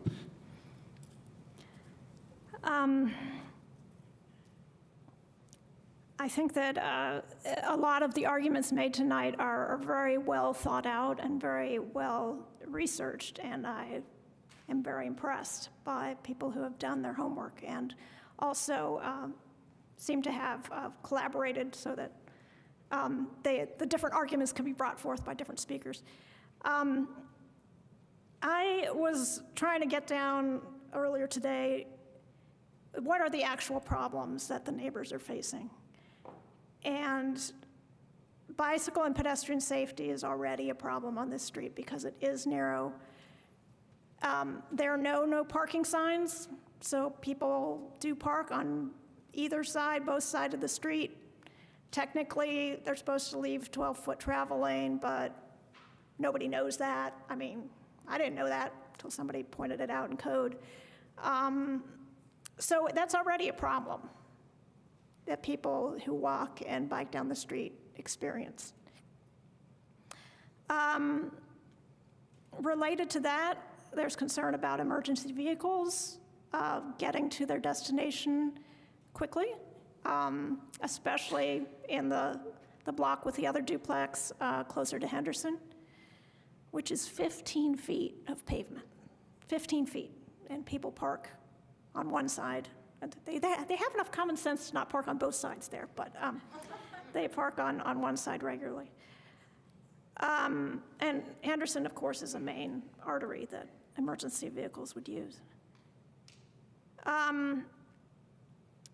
So I think that these problems would be exacerbated by this duplex. And unlike my colleagues who spoke earlier, I didn't say it. I'm on the city council. I represent this district, District 1.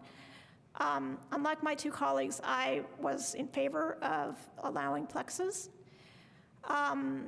in residential, traditionally single-family neighborhoods. I think in this case, the nature of this street means that this will be injurious to the public health and safety if you allow this particular duplex, because they're not going to park behind the building. They're not going to park 75 foot away from the door.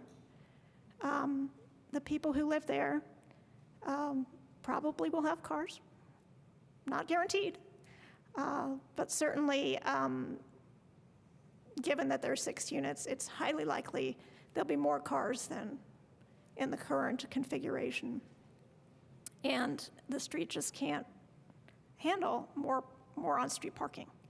I've spoken with engineering about this. I might be going to the Transportation Commission about this issue because we really need some no parking signs. There's no sidewalk, no curb, as you've heard. So it's really not even safe the way it is, and I think it would just be exacerbated. So I hope that this is one of the things you can legally consider, so I hope that you keep that in mind. Thank you.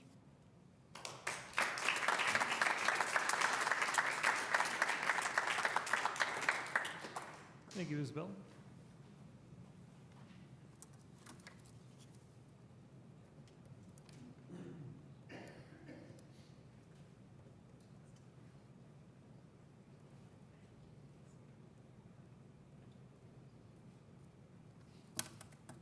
My name's Alan Schertz. Alan? Alan, yes. Yep. Alan, do you affirm the testimony you're about to give is the truth, the whole truth, and nothing but the truth? But of course. Thank you. So I have some questions, and I just didn't know how to quite put them into words or just how to do this. But some of the imaging that I saw earlier seemed to imply that the roof line, where I would say gables would face west and east, and then there was another view of the house that seemed to say the roof line or the gables would face north and south. And I don't know, I felt like they were kind of conflicting, And I don't know if it's because one image was an earlier scenario, and then there was like so I guess I'm just kind of like saying, all the rest of the houses on that street seem to have gables that, if they do have gables, that they face the west and the east. And just, I mean, maybe it's nothing too particular, but if we are talking about making things similar, and then I'm going to stop, because I don't know if I'll get an answer tonight or not. I don't know how this all works, but thank you. Thank you.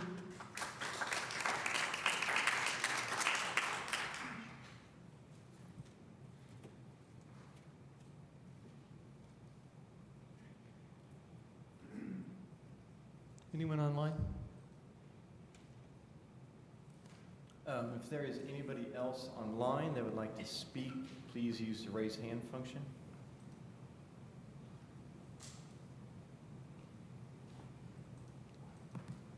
I'm not seeing anybody else online. Anyone else in chambers that'd like to speak to this? Okay, with that, we're back to our petitioner. Yes, you have 13 minutes left. Please come on up. Now, this will be the remainder of the petitioner's time in which he can speak to anything and everything. At the end of that time, we will then go to questions from the board. There will be no more statements from the petitioner after this. Thank you.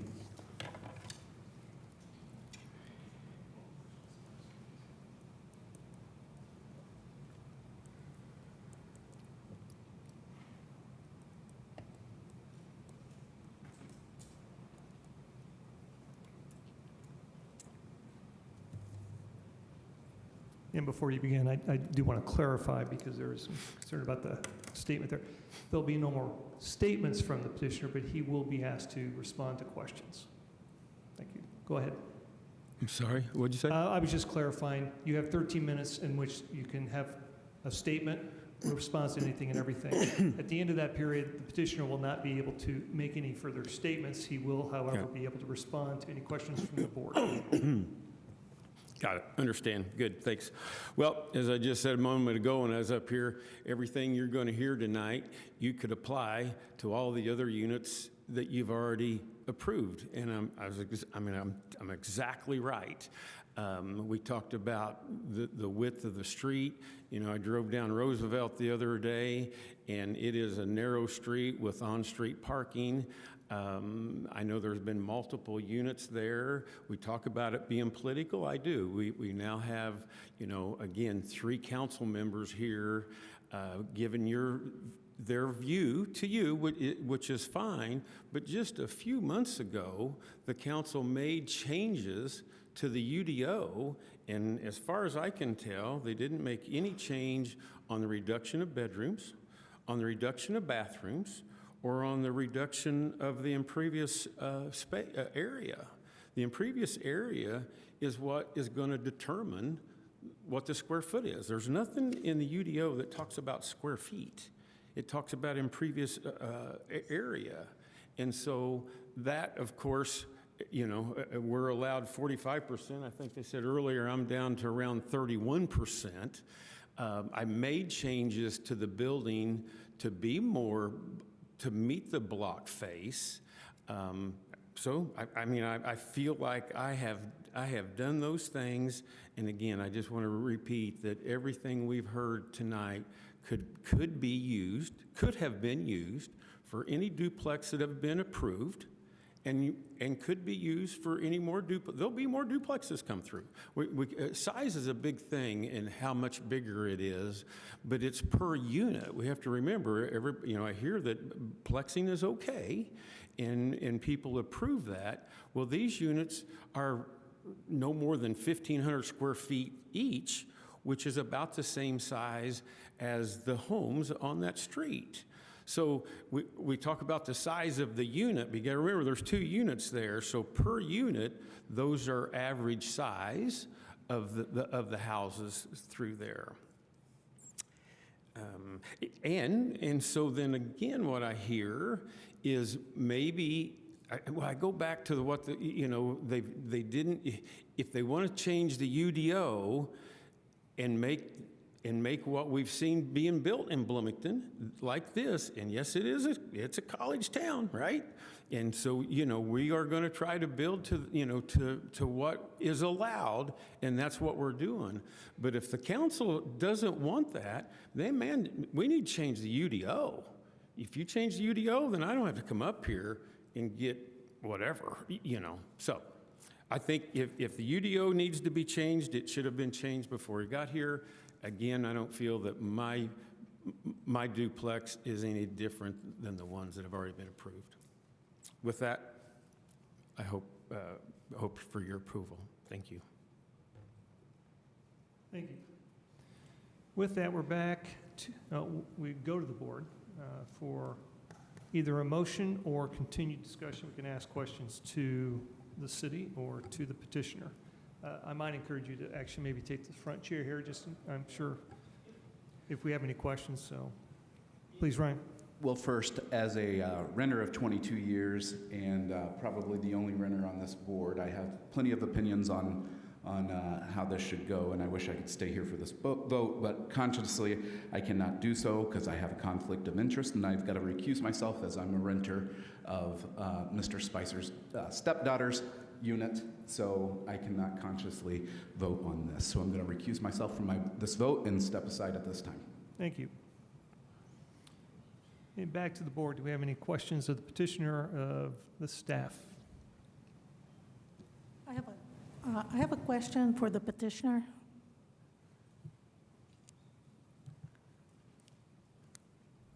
Mr. Spicer, when I look at the site plan and I see the 5 proposed parking spots that you have, yes. Are you going to put a sidewalk, or is there a way from, how are your renters going to walk with their groceries back to their place? For sure, you're right. They need to have a way to get there. It wasn't required, so it wasn't put on the plan. And I will make one quick change. They talked about the 8 and the 8.5. I thought when we did the 8-foot width parking, I had to be within the setback boundaries. And so they do have a new drawing that was drawn up today. I do have enough room to actually widen that 40-foot to make those 8.5-foot spaces. So with that, but I don't have any issue of putting in sidewalks from the parking area to the units. And again, I have plenty of impervious space to accomplish that. Okay, on sidewalks, I guess I'll ask the city then, is he going to be required to put a sidewalk in front of the building? No, it's not a requirement because there are no existing sidewalks connecting on either side right now. So that's the only time that the sidewalk requirement is triggered, if there's already an existing sidewalk to connect to, which is not the case with this one. Question to Mr. Spicer. Sorry, I just remembered. What is the surface you're going to use to improve the alley? It would be blacktop, and the parking area would be concrete. Okay, thank you.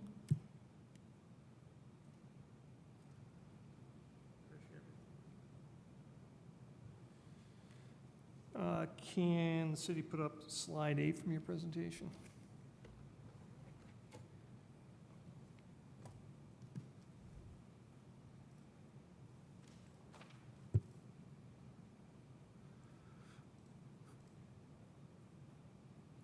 You said slide 8? Yeah, that's okay. it. For the petitioner, my understanding then is looking at the current elevations top image, what is facing us will be facing the street. I want to make sure. Wiley Street, yeah. Yeah, that'll be the facing. And, no. Sorry. Yeah, the front porch there. That'll face the street. Yeah. And there'll be side doors that are shown on both those elevations. Yeah. Okay. Now, can you go to slide 10? Okay. This is, I think, for the cities. Is that yellow line meant to represent kind of a general setback? Is that roughly around the 15, or is that just, what was that for again? Great question. No, it's not to represent a setback. It's just to show the length of the block face. So the block face is ranging from Dunn on the east to Grant on the west. And for the petitioner, what's the current setback of 412 that we're looking at in this photo? What's the current setback? How far back is 412 currently sitting? I don't know that exact answer. Do we know? I don't know that. I can answer. Yeah. It's roughly 15 feet. Okay. That's, so essentially the new will sit on the same. We'll be in line with what's there. Okay, that was my question. I'm concerned, though, about, again, the parking. We had that whole discussion at the last time about the parking, and we were talking about what's the best way to use the off-street parking. So I'm just trying to get my head wrapped around how you're going to get 5 cars in that little space if it's, I mean, you can't if it follows the code, which is 20 by 20, correct, for the city? It's 20 by 20 is what's allowed. Yes, so if he improves the alley, it's limited to 20 by 20, so that would probably limit it to 2 spaces. Right. So what would that do if we weren't providing a variance on that 20 by 20? It'll just put that much more pressure on the on-street parking. I mean, that's the whole purpose of me doing this, is trying to alleviate some of my tenants using the on-street parking by adding 5 spaces in the back, having my tenants use the back and use Wiley Street less. We heard how narrow Wiley Street was. And not, even though they're able to use the on-street parking like everybody can, but if I can keep my 5 in the back, that'll be less people using that. So I did that purposely, trying to make it a better scenario for the neighborhood. I have a question for the staff. Do we have a count of how many duplexes we've approved this year? I think it's 3. So Just 3? This might be the 4th. And remind me what the yeah. maximum is we're allowed? 15 is the maximum. Okay, so we've approved 3 this year, or we've approved the conditional use. Yeah. Any further questions?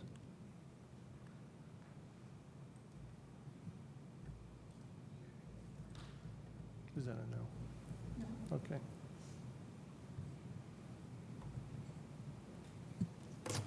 All right, with no further discussion, then I would entertain a motion.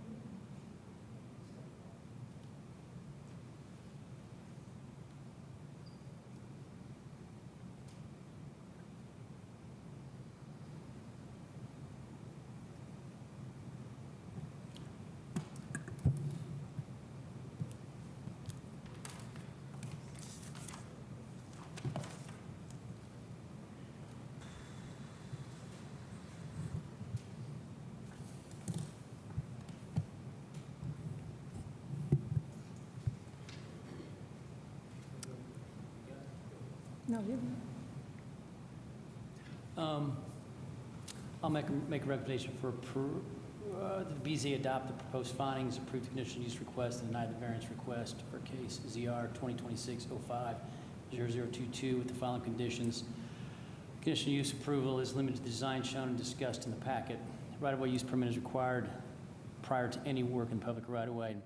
Per the submitted site plan, a 6-foot tall opaque fence required along the east property line. Second. Okay, I have a motion in front of the board. Before a vote's taken, is there any further discussion or anything else you'd like to say before we take a vote? So I will ask, Chris, since it's your motion, I'm inclined at the moment, unless I'm swayed, to vote against the motion, which is I am finding there to be compelling reasons, primarily with the size of the street and with the parking. I'm concerned even with the 5 spaces. It's not going to be enough for the duplexes there, and they're still going to end up on the street. I'm taking into account, too, that even though it's not 150 feet, it's still rather close to that duplex on 500, and we are trying to keep them separated a bit. And I just wonder if it falls within the spirit of the UDO. I'm also struggling with a bit with the size, although I do think that this is much smaller than what we saw before, so that I can live with. But what would be the rationale for me to change that vote? I'm curious. Well, it has, I kind of want the parking, but there's no compelling argument today to say that everybody really wanted or didn't want it. There's concerns about pedestrians in the alleys, concern about bicycling, all of that. I think there should be parking behind it, especially for improving that alley. Yeah, I just don't But think it's that's not what's- enough. That's, Yeah, I think well, even with then what we're I can't giving them, alleviate that concern. and we're going to give them 40 feet, right? We're going to give them the 20 by 40, right? Well, no, Wait a minute. yeah, No. the 20 by 20 is what they'd end up with based on the recommendation, based on my recommendation. Yeah, okay. They're going to get the 20 by 20. is all So it'll be 3 spaces, roughly. Roughly. Okay. Real quick, I'm sorry, from staff perspective, I just want to clarify. The 20 by 20 pad would only allow for 2 spaces? Yeah. Oh, that's right, because it's 8.5 wide, that's 17 feet. It's I- just I'm- with yeah. some extra room, yeah. But the motion you have is for the 20 by 20. may I ask a question? Yeah, absolutely. More discussion before Yes, we call. for the staff. Can we call a peculiar reason that the parking, that this is a very narrow street with voluminous parking, so we can approve the parking in the back because this is a peculiar situation with this lot? I'd vote for it. I think it's Yeah, I would be cautious about citing the existing street as the peculiar condition for the lot, in that the street can obviously be widened. The petitioner could add asphalt and create additional on-street parking. I think it's also important to note that while the street is 20 feet wide, that 20 feet is compliant with the transportation plan. So while it wouldn't allow for on-street parking in the current 20-foot width, you could add that. So I would just be cautious perhaps about using the width of the existing asphalt of the street as a condition. Oh, wait a minute, you just confused me. So it's 20 feet wide. Yes. On that 20 feet wide, are they allowed to park on one side of the street, on a 20-foot wide street? It's codified right now that you can park on either side of the street, although nobody is doing that now, I don't think. So in order to legitimately establish those on-street parking, I think they would have to add on asphalt in order to legitimately meet other requirements of Title 15. I thought we saw pictures that there were cars down one side of the street. I think the discussion is there's no restriction on parking on that street, but legally you can't park across from somebody on that street. is Right, what they legally, explained. that was the point made by. But somebody would have to by actually the go council. enforce Right. if somebody, who parked So there are first? some properties that have improved some spaces along there. You have to park on an improved surface. So there are 1, maybe 2 properties along here that have created some off-street parking areas that are improved that, parking enforcement wouldn't ticket. But given how there aren't improved spaces along Wiley, I have a feeling that although it's codified that you could technically do it, we'd want to check with parking enforcement and engineering to see, if somebody could legitimately park on the street and be compliant. So you're saying that the petitioner could widen the street in front Yes. of his property? Yes. In order to allow for proper? Yes. I think to keep it simple, if I could just make a statement about the variance, if we can tie it to the property, that's probably the simplest way to do it. So when we're talking about the street, if that's a peculiar condition to the variance, that's off the property. So I think we should really focus on the actual property, is my thinking. So even with the 40-foot wide, still only going to be 4 spaces? If the board has a condition that it's 42.5 feet wide, that would allow for 5 parking spaces, and that would meet the 8.5-foot minimum that the UDO has for parking space width. But there's an alternate. He could go out in front after this hearing, come back to you and allow and build or improve the front of it for on-street parking. Are we It's not talking about before us today. On Wiley? You're saying he could improve the parking on Wiley and have on-street parking on Wiley? Yes, he could do that. You know, there are a number of options that could be pursued. They could go back to the driveway that was shown previously that went along the west side of the house. They could do the 20 by 20 pad in the back. They could add parking asphalt within the right-of-way now and create those dedicated off-street spaces. So I think the answer for parking is that he has other options rather than a variance. And it's hard to tie a variance to a lot. Yeah. It's peculiar to the lot when there's other options available. What would, I didn't realize where that may what's the length of that lot along the street?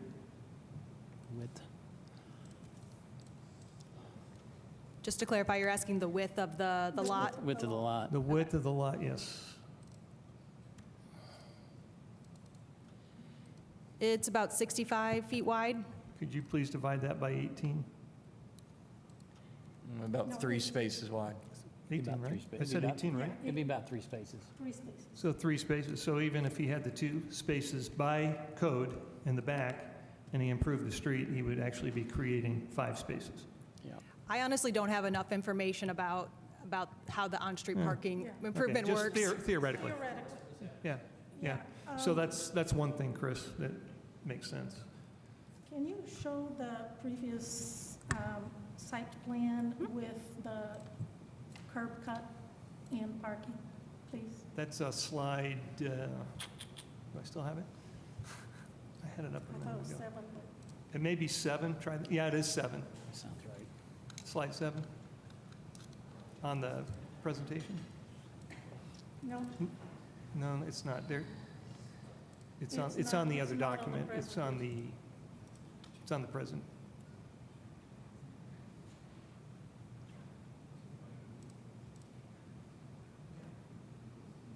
Were you asking for the prior site plan? Correct. Okay, I Oh, think that's that's how it what you're looking for. That's the previous one there. Yeah. Is it possible to make that a little larger? Yeah. And that's the one that we had, the drive coming down the side and the 4 spaces in the back.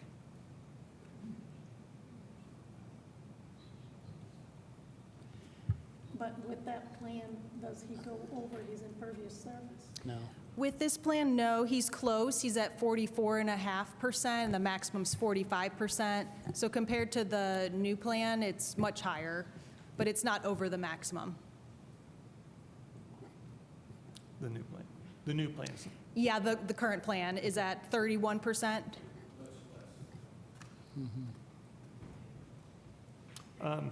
So then the other question I had for you on a different matter is, do we have the heights of the other houses on that block? I do not have those offhand. I think most of them are 1-story, but there may be a couple 2 stories. I don't know exactly. What would a typical 1-story house height be, roughly? Well, so a typical 1-story, you're probably looking at about 25 feet-ish, you know, from ground to the top of the peak of the roof. Typical. Okay. For a 1-story house, yeah. And this one, my understanding, is going to be just a tad over 26. Yes, to the peak, it's about 26.5 feet. It's a story and a half. Okay. Sorry. It's a story and a half. Yeah. So it doesn't, it's not a 2-story Right. per se. So those were just some of the questions I wanted to bring up. Sure. And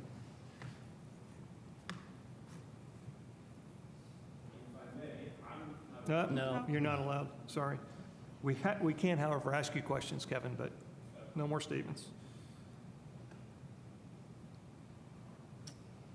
So do you want me to call the question on that motion, or do you want to rescind it? And change, I only ask because of the What are we discussion. going to change it to? You can change it to say, go to the 20 as provided by code, and then he can work with the city to improve the front. I mean, there are different things you can do. I mean, he's paying for improvements either way. Just not before us. From a staff's perspective, it might be helpful if it's something that the board is open to, is to give an allowance either way for a driveway or for the 20 by 20 pad if you want to give flexibility to the petitioner as they explore options. It would be helpful to clarify, certainly, in your motion or added condition of approval to allow either scenario if that's something that the board is amicable to. Does that alleviate your concerns? I'm considering right now. Are you going to stick with the 20 by 40? Well, I'll just amend to say, or the driveway with the parking as shown on the first plan. With the drive cut off of Wiley. You know, I think, you know, we're pretty close to essentially it being a by right, aren't we? I mean, the conditional use, if we can't find that it violates the conditions, you know, it's under the impervious surface. The height penalty, I mean, it's almost the same height as the other homes on that block. The front build line is exactly where it is. The occupancy is within limits. The bedrooms are within limits. The street-facing entrances are met. The question was the neighborhood design harmony. That's the principal one on which we could find a basis to not approve the conditional use. Have we heard any compelling argument for a neighborhood design based on the redesign he's presented to us? Do we feel that it falls within the design harmoniously with the neighborhood? I'm assuming from your motion that you feel that way.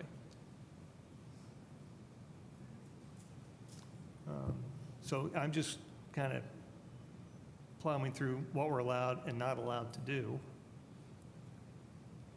We're under the approved annual duplex cap, way under by 12. Yep. There was the 150-foot buffer zone to another duplex, and this has not been subdivided. So if you leave your, if you leave it as is at this point, what if we add a condition at the end, a condition that the developer will work with the city to create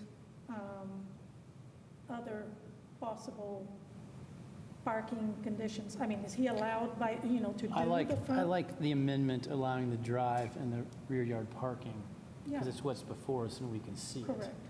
So I would say, same recommendation with the addition that the 20 by 20 is allowed, or do the Wiley cut, bring the driveway back and put the spaces behind it. One or the other. Our primary concern with that one was, How about the site plan? I'm sorry. Well, it was more the site plan. It was more the size of the home, right? What does that do? What does that? He can do that by right. Can he fit? Yeah. Yeah, he can do by right. He can do the But it was the driveway whole. by right. It was the design of the home that was the concern. Yeah, That was I the- looked at the square footage of every home. Mm-hmm. This is the footprint. If you can't assign yourself to that one specific block, it's a little big, you go outside that block any at all, and there's 3 houses bigger than it. Yeah. No, this is something else. Sorry. She's showing me figures of what the square footage is of the homes on that block. I looked at every square footage of every home in the block and their footprint. This one is smaller than 4 of them. No, it's, these are combined. Some of them are combined. So it is larger, but not extremely larger. Yeah, in this specific block, I only found one bigger. Yeah, there's one that is bigger on the, on the block face. Well, so we can go back to, we have a motion then, and that motion was essentially to approve the city recommendation. And that would be conditional uses approved. Yeah, deny the variance, approve the conditional use, and add one that if he wants to do the driveway with the rear parking, that's an option he can choose.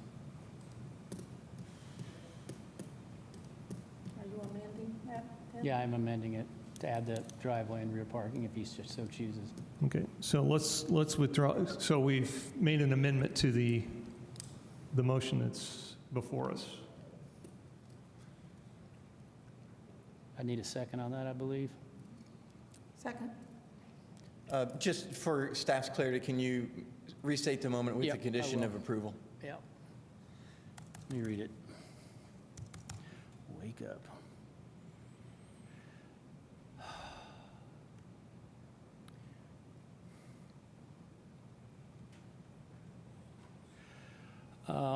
I recommend the BZ adopt the proposed findings, approve the conditional use request, and deny the variance request for case ZR 2026-05-0022 with the following conditions.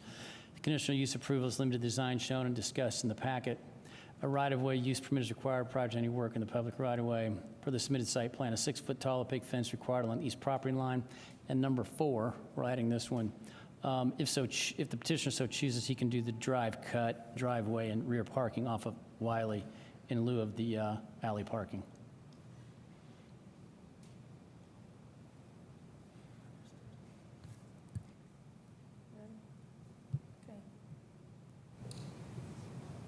Is that a second?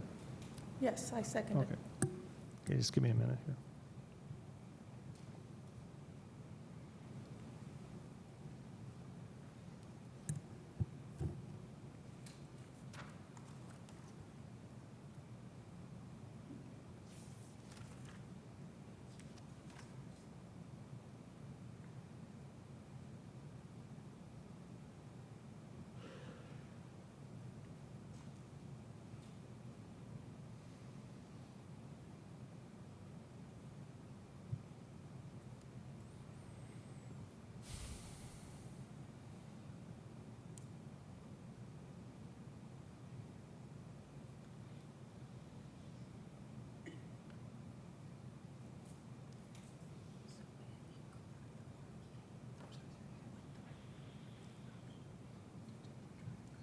All right, well, we can call the question. Burrell, Yes. Smith, Yes. Throckmorton, No. Petition, conditional use petition passes. I'm sorry, Joe, did you vote no? Yeah. I didn't make the motion. I voted no. I'm sorry, there were 2 yeses and 1 It's no. 2 to 1. We have a quorum, don't we? It's 2 to Yeah. 1. We need 3 unanimous votes. Yeah. Let's look at a different motion then.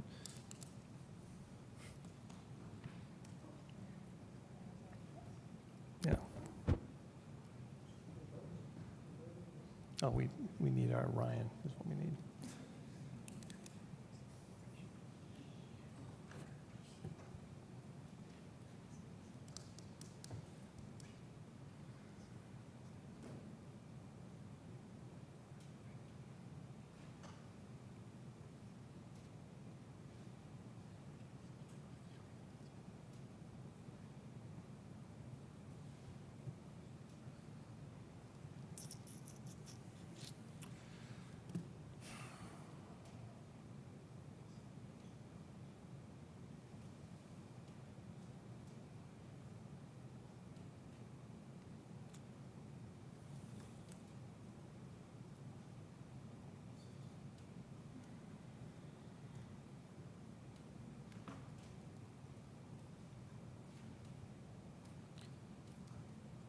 Okay, let's go back to the board.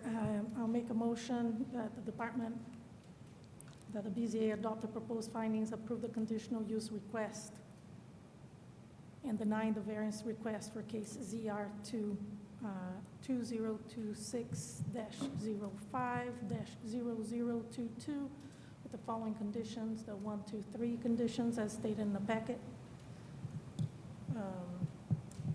And I'll add a condition that that the petitioner will work with the city to add parking spaces, to improve the road, adding parking spaces in the front, as many as it fits by code.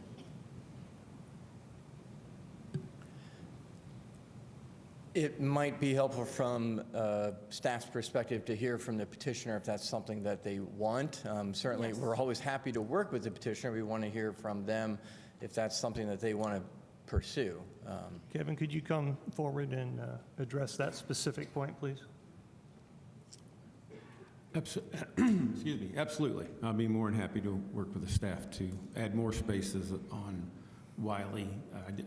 Earlier, I didn't know that that was a possibility to add blacktop and make that happen, so absolutely.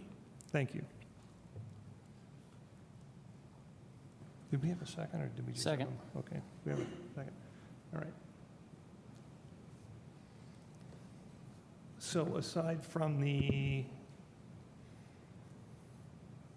single issue of a disagreement whether this property fits within the neighborhood design harmony, the petitioner has met all the requirements of the conditional use. Is that correct?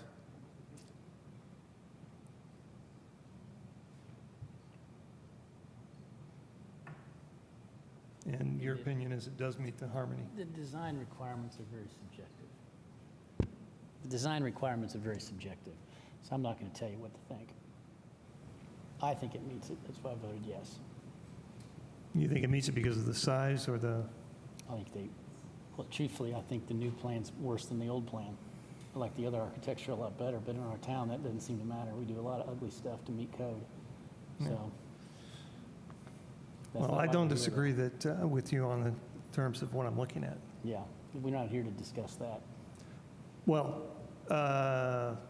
it does meet the fabric of this street of being that is the low-slung, question. low-roof Does it? Do you with- think it with meets the? long front porches. I mean, that's what it looks like along there. We don't have an architectural purview at this point, Yeah. Well. as, you know, We for have the a little bit. UDO. Well, we have what's It's allowed. like, it's a tiny, it's a tiny. We do a little bit. Please. To follow up on that, we do have some purview in the design harmony. Must resemble the architecture and style of the majority of the existing single-family homes. And I feel like that was meant for bungalows and yeah, this 30s housing, just not 50s housing. yeah. That's what we got. And I understand what you're saying in the previous. Again, could you put up slide 28 for us to talk about? It's a prettier building. To me, that, and again, I've gone down the street, I've looked at all the homes. Mm-hmm. So for me, that's where I keep coming back to that. I'm just not, I just don't feel comfortable giving a yes vote to this because I think it while it meets all of the other technical restrictions, this is what we saw before. Yeah. And then go to the next slide, please. This is what I'm looking at now, and that does not feel like the other homes I'm looking at. That's my biggest problem, and it's very difficult for me to vote yes for this because of that. Not because of the size, the height is right, the setback's correct. But when you look at all the other homes down that street, this doesn't, if it's going to be a duplex, it's going to fit the spirit of the code. It doesn't look right. Go back to the one before. That's the one we liked. We thought we were going to get something that was comparable that would fit within the. But you can't do that. I know we can't do that size. You can't do that front elevation. But the next slide, that doesn't look right. I can't support that design.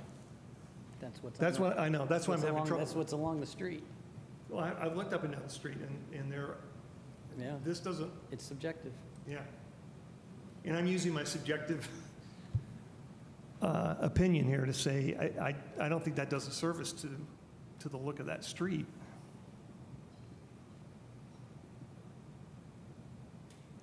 So that's why I'm having difficulty. I look at the house next door, and it is a limestone house that doesn't have the same character as the one we're looking at. A couple of houses down, it has a peak, two different peaks that are much more along the lines of the one he presented initially. Nothing like this flat-faced, more of a barn structure. Then, of course, you get to the home on the corner and the new duplex, and they also have a much more varied front. They're split So this is what I'm looking at. The homes on this street don't look like this.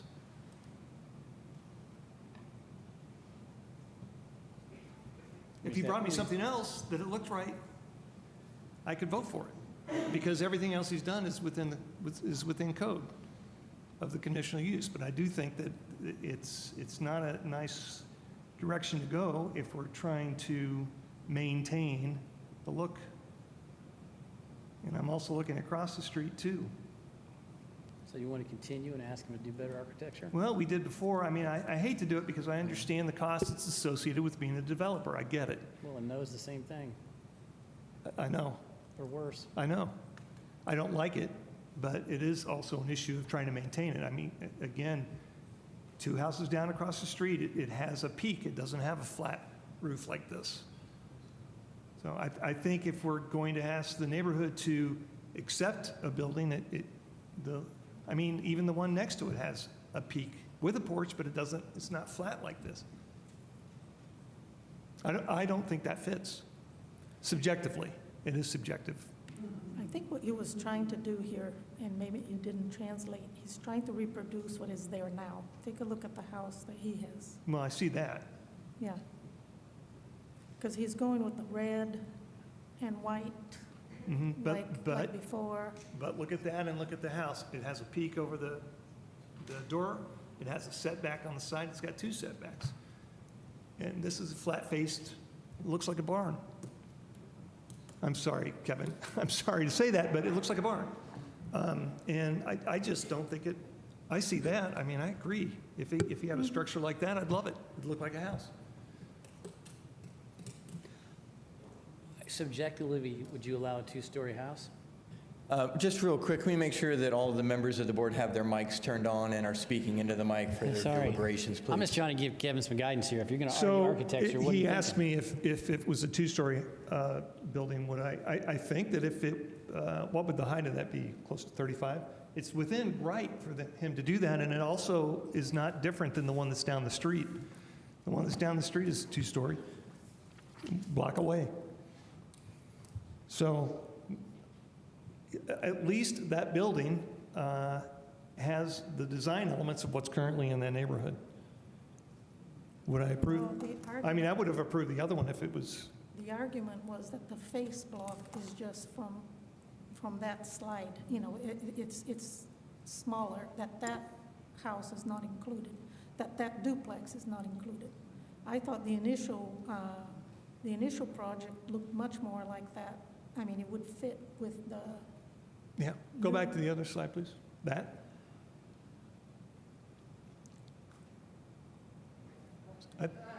I mean, that's too big, but we talked about making it smaller, but it had some of the same design elements that I see along the street. Well, let's say, that's 80 square foot smaller than the other one.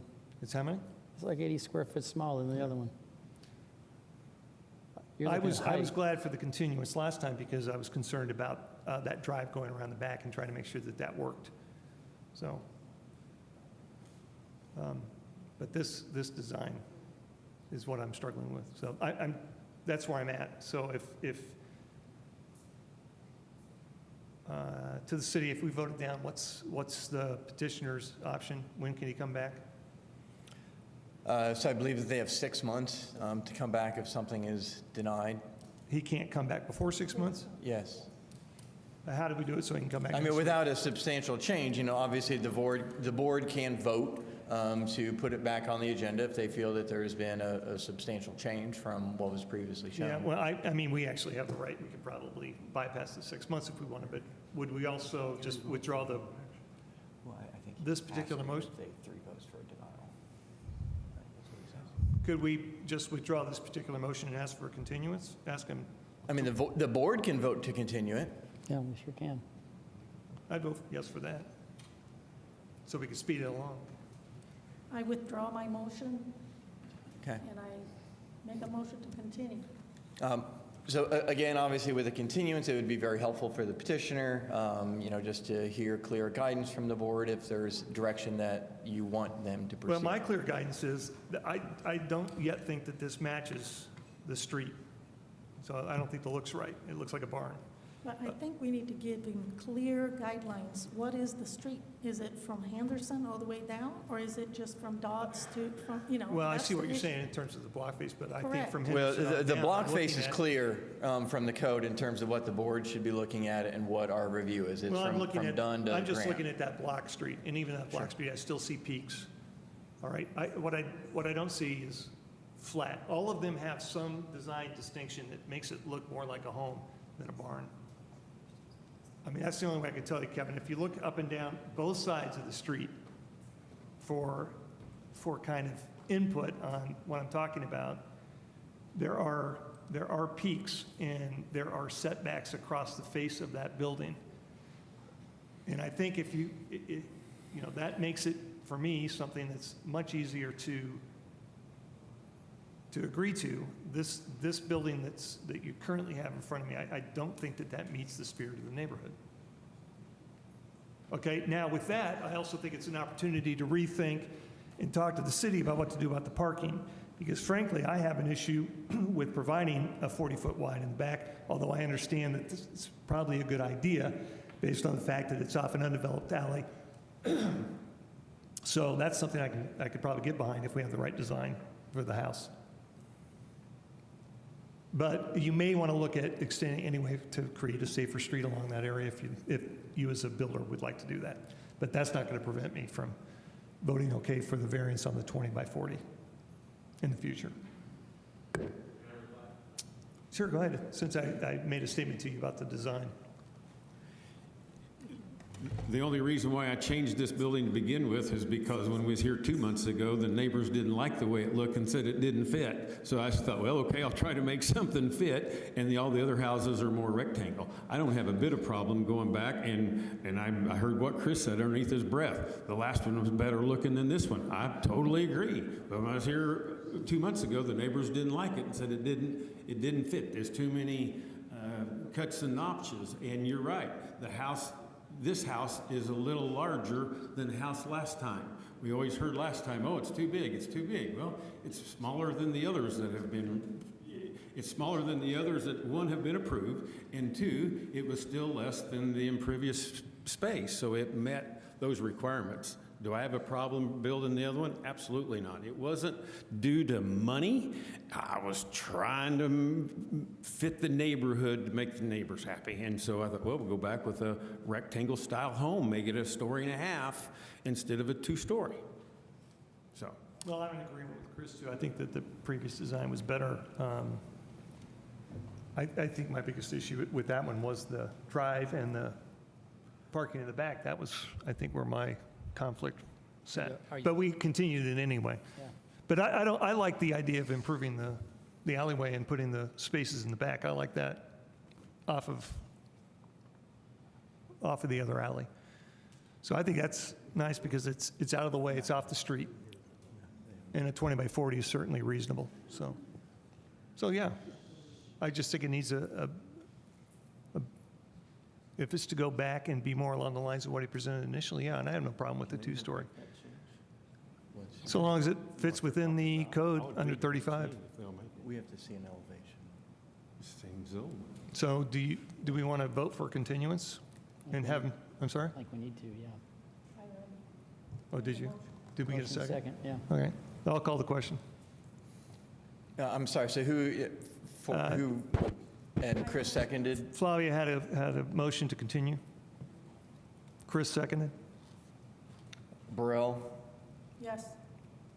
Smith, Yes. Throckmorton. Yes. We're going to take a 5-minute break. All right, thank you for that quick break. I appreciate that. And we're going to move on now. Okay, that was, so that happened. We're going to do ZR 2026-06-31 pertaining to the variance at 210 Southwest Plex. May I have a staff report, please? Yes, as mentioned, this is a request at 210 Southwest Plex Avenue from Wheeler Mission for a variance from minimum required sidewalk width for the use supportive housing, large, in the mixed-use, medium-scale zoning district. So this property is at 201 Southwest Plex. It came forward with a series of several approvals. One was a rezoning petition, inevitably then followed up with a conditional use request to allow for the building to be used for some expanded services for supportive housing. So they received those approvals, and then a site plan was also issued for the property. As part of those approvals, there were site improvements that were required on the site, and a site plan that was improved. With those, one of the improvements was the replacement of the sidewalk along Westplex. It was determined not to be in functional condition. There were many panels that were broken and just failing. So there was a site plan that was approved that I mentioned that showed that being replaced with a 6-foot sidewalk as required. And so the petitioners did all of the majority of all the improvements on there, and they are coming to the end of the required improvements and are working on the sidewalk request or the sidewalk aspect, and decided to come forward with a request to allow a 5-foot sidewalk rather than a 6-foot sidewalk. So certainly they have the ability and right to come forward to request that variance. And with that, of course, we review this based on the criteria in the zoning code. So we did find that it would be injurious. There is on-street parking spaces that are immediately adjacent to this sidewalk. So having a 6-foot compliant sidewalk does give that additional space for car doors opening, for pedestrians along that pathway. We did not find any adverse impacts on the adjacent use and value. This would just affect this particular property. However, again, with one of the most challenging criteria that the strict application of the terms of the UDO will result in practical difficulties, and that the practical difficulties are peculiar to the property in question. We were not able to find any peculiar conditions that prevented a 6-foot compliant sidewalk from being installed. The parking spaces that are adjacent to this are 8 feet wide, which exceed what is actually the minimum for the transportation plan for on-street spaces, which is 7 feet. So removing 1 foot from those on-street spaces would have no impact or bring it out of compliance. As I mentioned, the entire sidewalk has to be replaced anyway. So we did not find any peculiar conditions that prevent them from meeting code or placing a hardship on the property. So the department is recommending that the Board of Zoning Appeals adopt these proposed findings and deny the variance request. And with that, I'm happy to answer any questions once the petitioner speaks. Thank you. And is the petitioner here? They are here online, or? So we have one online, is that correct? And one here? Yes, are you from the petitioner? I own the property at 1602 West 3rd Street, which is right in front of Leland Mission. Oh, okay, I will get to you in just a second at public comment, sorry. Yeah, so AJ Willis is here from the petitioner. AJ, say your name so I can make sure I can hear you. AJ Willis. And do you affirm that the testimony you're about to give is the truth, the whole truth, and nothing but the truth? I do.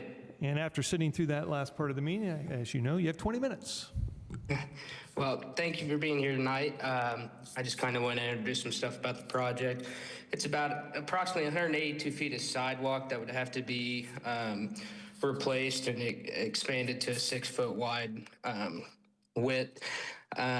So along the east or the back side of that sidewalk, there's some steep grade, so it makes it we aren't able to really expand that sidewalk into the green space due to the steep grade and all the vegetation that would have to be removed in order to make that possible. So we looked at, the expanding the sidewalk into the paved area, as Eric mentioned, and that cost about approximately $13,000 of extra work to remove that asphalt, pour the additional concrete, and do the pavement patching work. And as Eric mentioned, this is a company that is a nonprofit that provides services to a lot of the less fortunate members of our community, and we believe that the hardship of that cost on a company that's largely supported by donations in order to provide their services is unnecessary, especially with a lot of the existing pedestrian infrastructure in the area matching the existing condition. The petitioner is committing to replacing that sidewalk just at 5 foot wide, matching the existing width.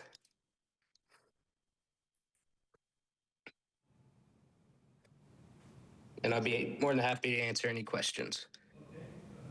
Very good. We'll withhold the remainder of your time. How much does he have left? I'd say probably about 15 minutes. I apologize. I was responding to a chat online, somebody who couldn't hear. So we wanted to make sure to remind the board members to speak into your mics, make sure the mics are turned on. Folks at home are having a hard time hearing the deliberations. Very good. Thank you. All right. Very good. Thank you. With that, we're back to the board for any questions for the staff or petitioner before we go to public comment. Please. Yep.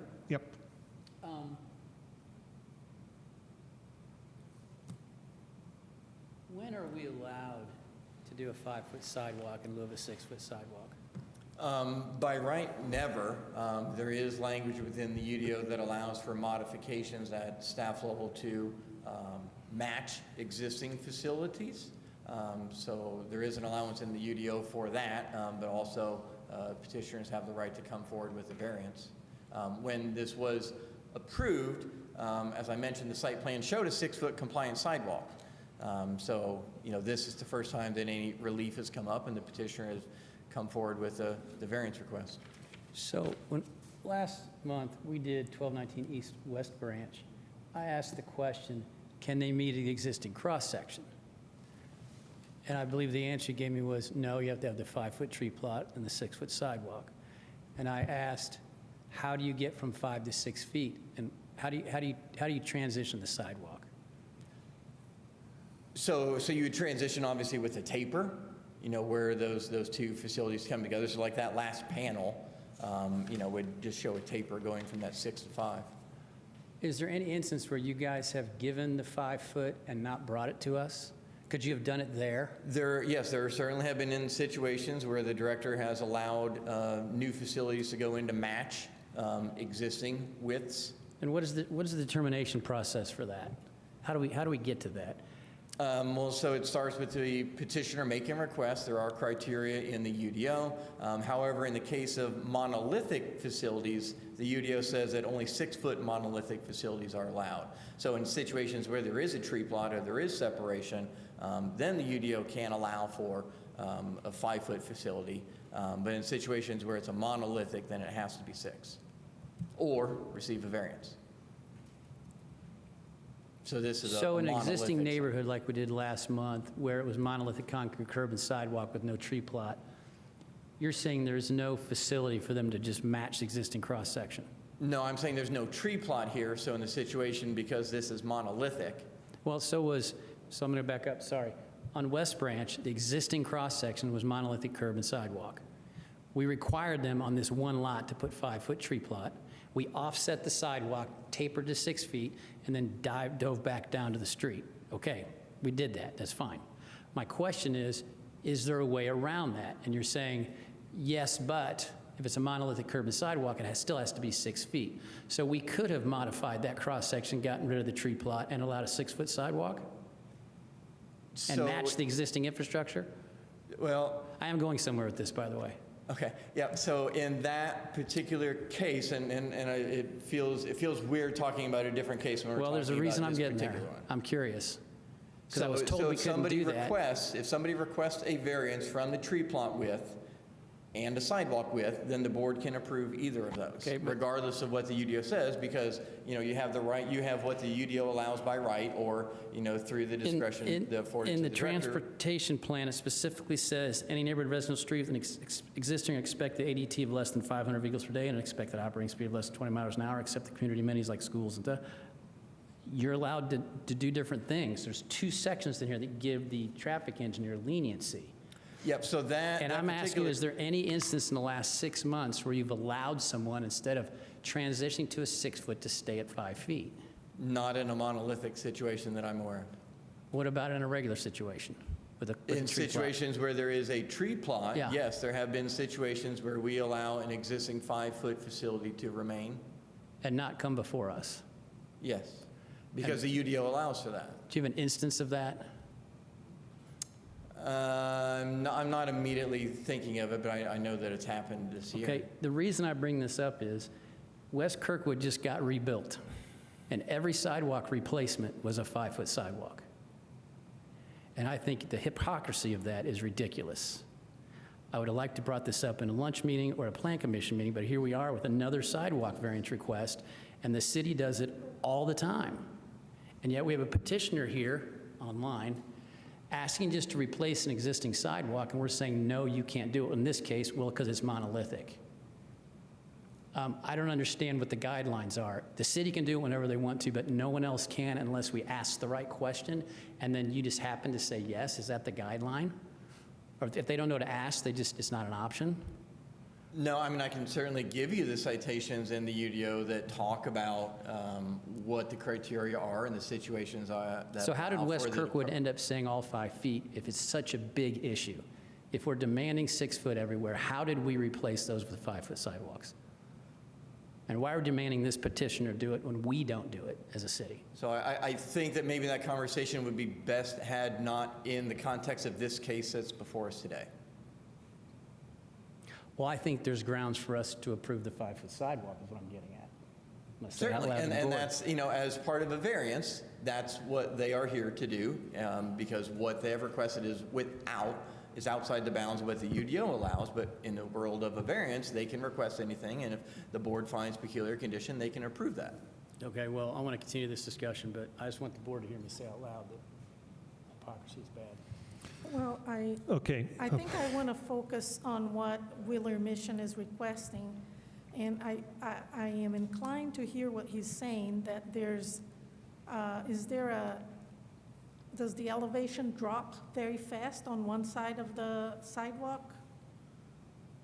Yes, so along the east side, the elevation does drop. However, the additional 1 foot could come from the west side and take from the on-street parking where there is no elevation change.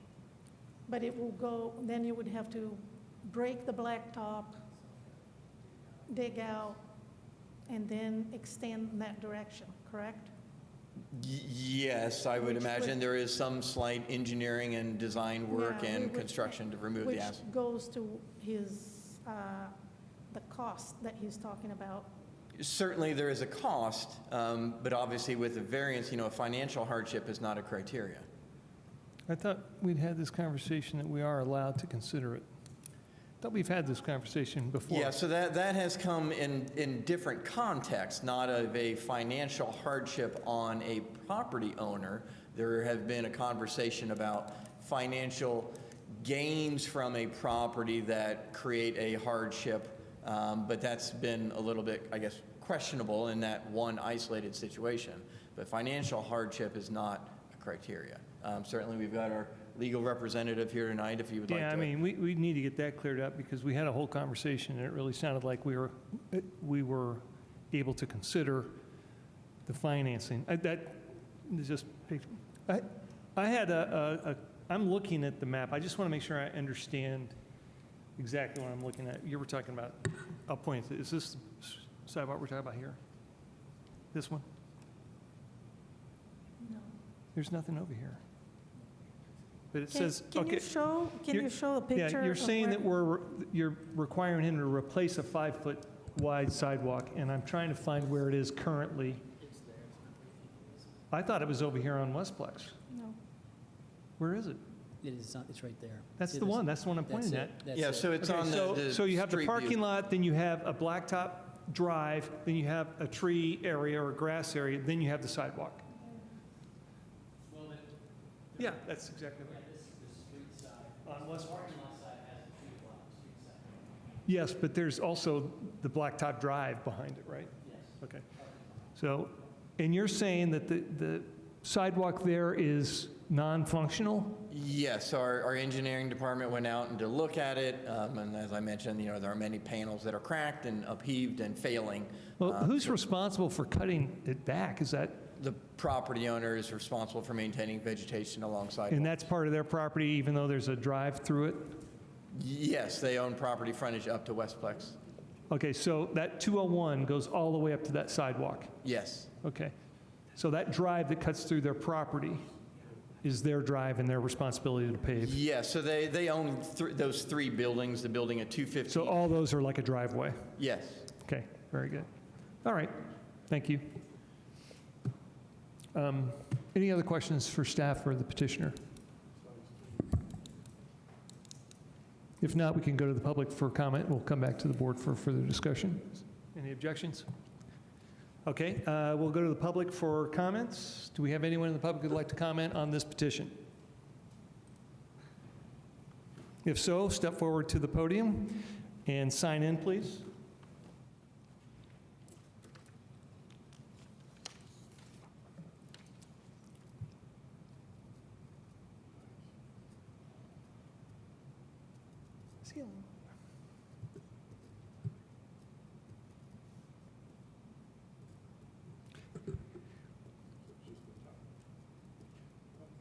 And then after you've signed in, would you just state your first and last name?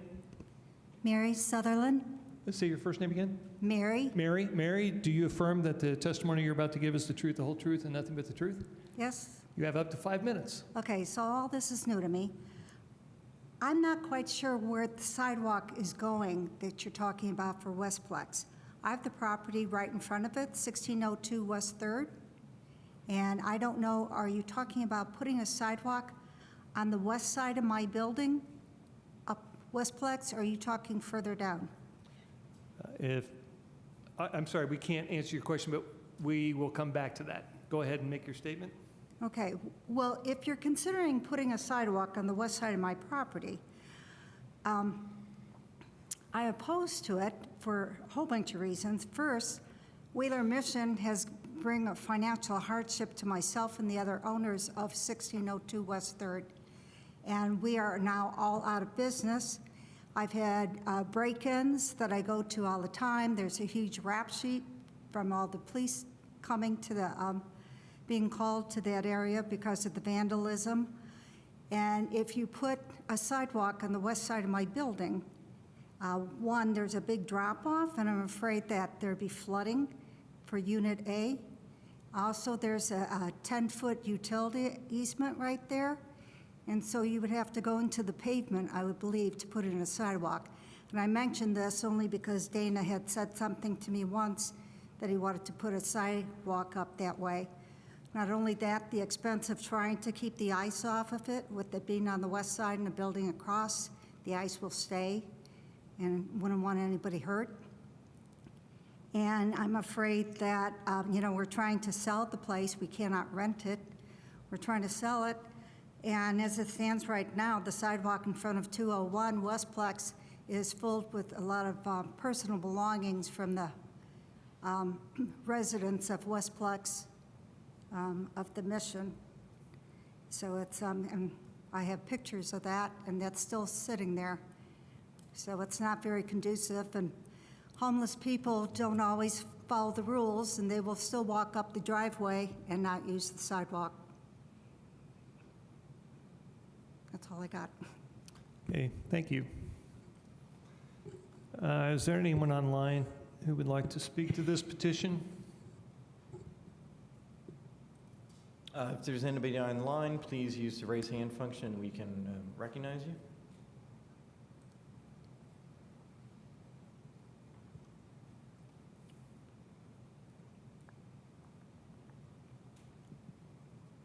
I'm not seeing anybody else online. And before coming to the board, we go back to the petitioner for final comments. Does the petitioner wish to use your remaining 15 minutes? Yeah, I'd just like to add a few things. I think I want to respond to Mary. I do not believe that the sidewalk is going to be extending down all the way to 3rd Street. I think, if I'm understanding correctly, she has that building just south of the property. The sidewalk does end along our frontage, basically where the existing sidewalk is. And then I just wanted to add a few things about, Eric mentioned the on-street parking with the sidewalk width and the reason going to 6 feet. We believe there's still adequate clearance for pedestrians to use that sidewalk even with the on-street parking. The U.S. Access Board only requires 4 to 8 inches of clear space, and then anytime it's less than 5 feet, every 200 feet, they want a 60-inch, which is 5 foot passing area. So it does meet standards for accessibility. I think that's all I had. If there's any more questions for me. Thank you. We're back to the board for either a motion or continued questions of the petitioner or the staff. Any questions or comments? Mainly, my big comment here is that I truly do believe that sidewalks should be 6 foot wide to accommodate especially large pedestrian facilities, no matter, and you have a lot of walkers going through there, generally speaking. But at the end of the day, you know, what is best for everybody in a, it's not a highly traveled vehicle access back there. So it doesn't make sense to me to put this on the petitioner. Any other questions or comments? Otherwise, I'll accept the motion.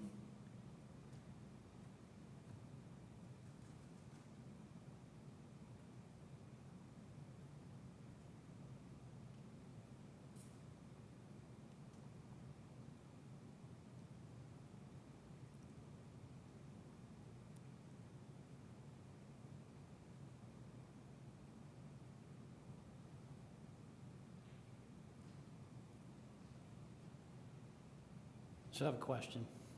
Please. Obviously, the proposed findings for denial. Do we have to go back through each of these and come up with proposed findings? Correct, right? And they can't be flippy. No, they can't be flippy. But there is some latitude, and we'll try to provide guidance to make sure we can understand what the... All right, well, I'll give her a shot. Thank you. I propose we recommend approval of the variance request based on the following findings. Approval not be injurious to the public health, safety, morals, and general welfare of the community. My findings are most of the sidewalks in our community are 5 feet, and the city routinely replaces sidewalks with 5 feet sidewalks, and that ADA code is 5 feet, and the 6 foot was just a made-up width. The use and value of the area adjacent to the property, including the development standard variance, will not be affected in a substantially adverse manner. Proposed findings, well, there's no adverse impacts to the use and value of the surrounding properties as a result of this variance, which is what they said. This reduced with the sidewalk on this front will impact this property, not the adjacent properties. So that's a good finding. I like that one. The strict application of the terms of the UDO will result in practical developments in the use of the property, that the practical developments for a particular property in question, the development standards variance will relieve the practical difficulties. Practical difficulty is this is an existing situation with existing cross-sections, existing sidewalks, difficult topography, and just a low traffic area. So with that, I'd move approval with the variance. Do I have a second? Second. I have a motion, I have a second. Any further discussion before I call the question? I will start with one thing, though. I am looking at this sidewalk closely. I think this may be a little bit older, but I'm only seeing 5 of the slabs that are out of a line, and only 2 of them that are actually damaged. But I don't know how old this picture is. It may be 6 years old, so it could be worse. But I think. I was out there today. The sidewalk's pretty rough. Is it? So it's deteriorated. Debris. I mean, you couldn't walk it today anyway. Yeah. But And my point being that it looked like it was more a candidate for repair than it was for replacement, but I haven't seen the rest of it. yeah, I mean, Okay. That was it. I don't have any objection to the 5 foot. The addition to that, Yeah. cutting the asphalt and doing Yeah. it just kind of ridiculous. So. Yeah, I don't have any objections to the motion. I was just curious about the situation on this drive. Any other comments or questions before a vote is taken? Can I say one thing? Yes. Yeah, this sidewalk is replacing an existing sidewalk. They're not building sidewalk next year, building per this petition. I'm talking to you, yeah. They're not adding sidewalk as part of this petition. They're replacing existing sidewalk. That's what's before us. I don't know if anybody was clear about that. So I just want to be clear, no one's coming onto your property. Well, they are, but not because of us. So for the record, Chris is restating what the petitioner had said in reply to the comments from the public, and it may not have been clear, so I'm glad Chris did that. Thanks for the clarification. With that, any other questions or comments? Seeing none, I call the question. Vote, your vote was to approve? Yep. Vote for approval. So a yes is a vote to approve the request for a variance. Burrell, Yes. Shaddy, Yes. Smith, Yes. Throckmorton. Yes. All right.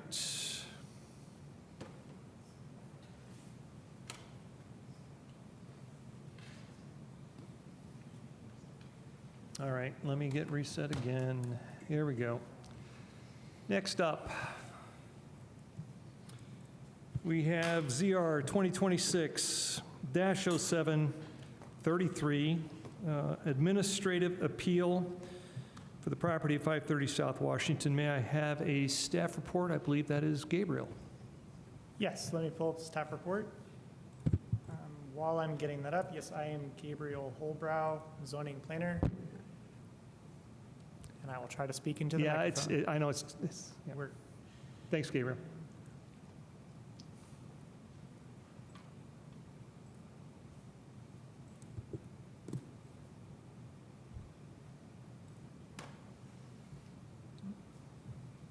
Okay. We have administrative appeal, so request ZR 2026-07-003 for 530 South Washington Street is an administrative appeal of a notice of violation warning letter for a sign in the public right-of-way, which is a prohibited sign location. I just want to start with, we've had some intense cases this evening. I want to try to set a tone for this one. There's a real material dispute here, so it's right for us to be here discussing it. But the stakes are not that high. There's no fines. What initiated this was a warning letter. If the board chooses to deny the appeal, the appellant can move the sign onto his property out of the right-of-way. If the board decides to grant the appeal, the city can simply mark the case as resolved. So it's all okay. There's a real material dispute here, which is why we're here, but it's all okay. So we're talking about South Washington Street. This is the block between between University and First. That's a zoning map there, and there's an aerial image. You can see Walnut Street to the left there. It's one block off of Walnut. On May 12th, Planning and Transportation Department received a complaint of signage in the street. On May 21st, staff observed the signage, took a photo. On June 23rd, staff issued a notice of violation warning letter for the prohibited sign location. And on July 6th, the property owner filed a timely appeal, which is why we're here. So this was the image in the NOV warning letter. This is taken from in Washington Street, looking toward 530 South Washington, and we can see some signage there. It happens to be green. So that was what the that was what the warning letter was for. Some things to keep in mind: UDO definition of sign is any display or device placed on a property in any fashion that can be seen from a public place or a public right-of-way that is designed, intended, or used to convey any identification, message, or information other than an address number. Then this was the section of code that was cited in the warning letter. The UDO prohibits signs in the public right-of-way. So signs shall not be installed in any of the following locations, and then there's a long list. Number 2 on the list is,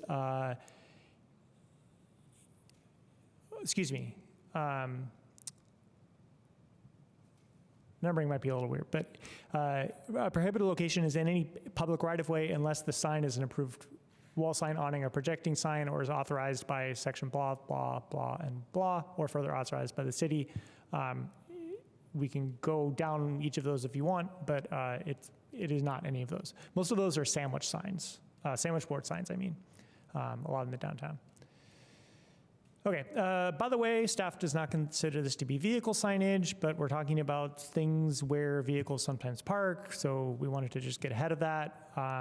So staff does not consider this to be vehicle signage. However, to the extent that they could be considered a feature of vehicles parked illegally in the street, the UDO clarifies that vehicle signs are a prohibited sign type. This was in the packet as well. Prohibited sign types, vehicle signs, vehicles, vans, and trailers or trucks that are parked continuously in the same general location to be used to display signs. That's one of the prohibited sign types. We can go back to this if you want, but staff does not consider these to be vehicle signage, so this is, we think that this is not relevant, but you might, which is why we put it in the presentation. Recommendation in accordance with UDO section 20.06.080D3B2, because this petition is an administrative appeal, the staff report shall not make a formal recommendation. Thank you. Thank you. Is the petitioner present would like to speak to this petition?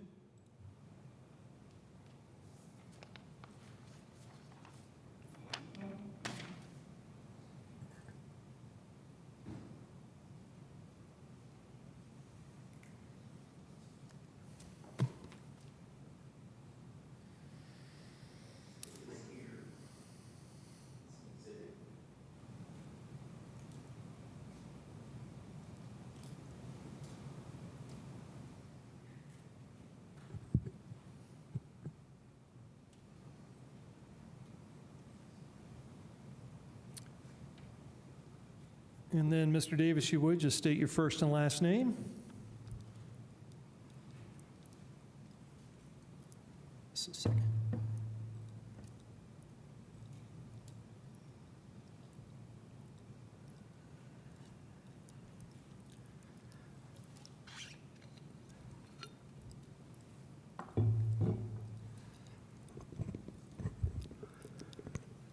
Good evening. Mr. Davis, state your first and last name. My name is Joe Davis. Do you affirm the testimony you're about to give is the truth, the whole truth, and nothing but the truth? I do affirm. You have 20 minutes of time to use. Please. I would like to ask, due to the late hour, that this be continued, as I'm not sure that my supporters who wanted to Zoom in and make comment are still available at this time. Our meetings continue through the 9 o'clock hour. That's a standard practice, so please continue.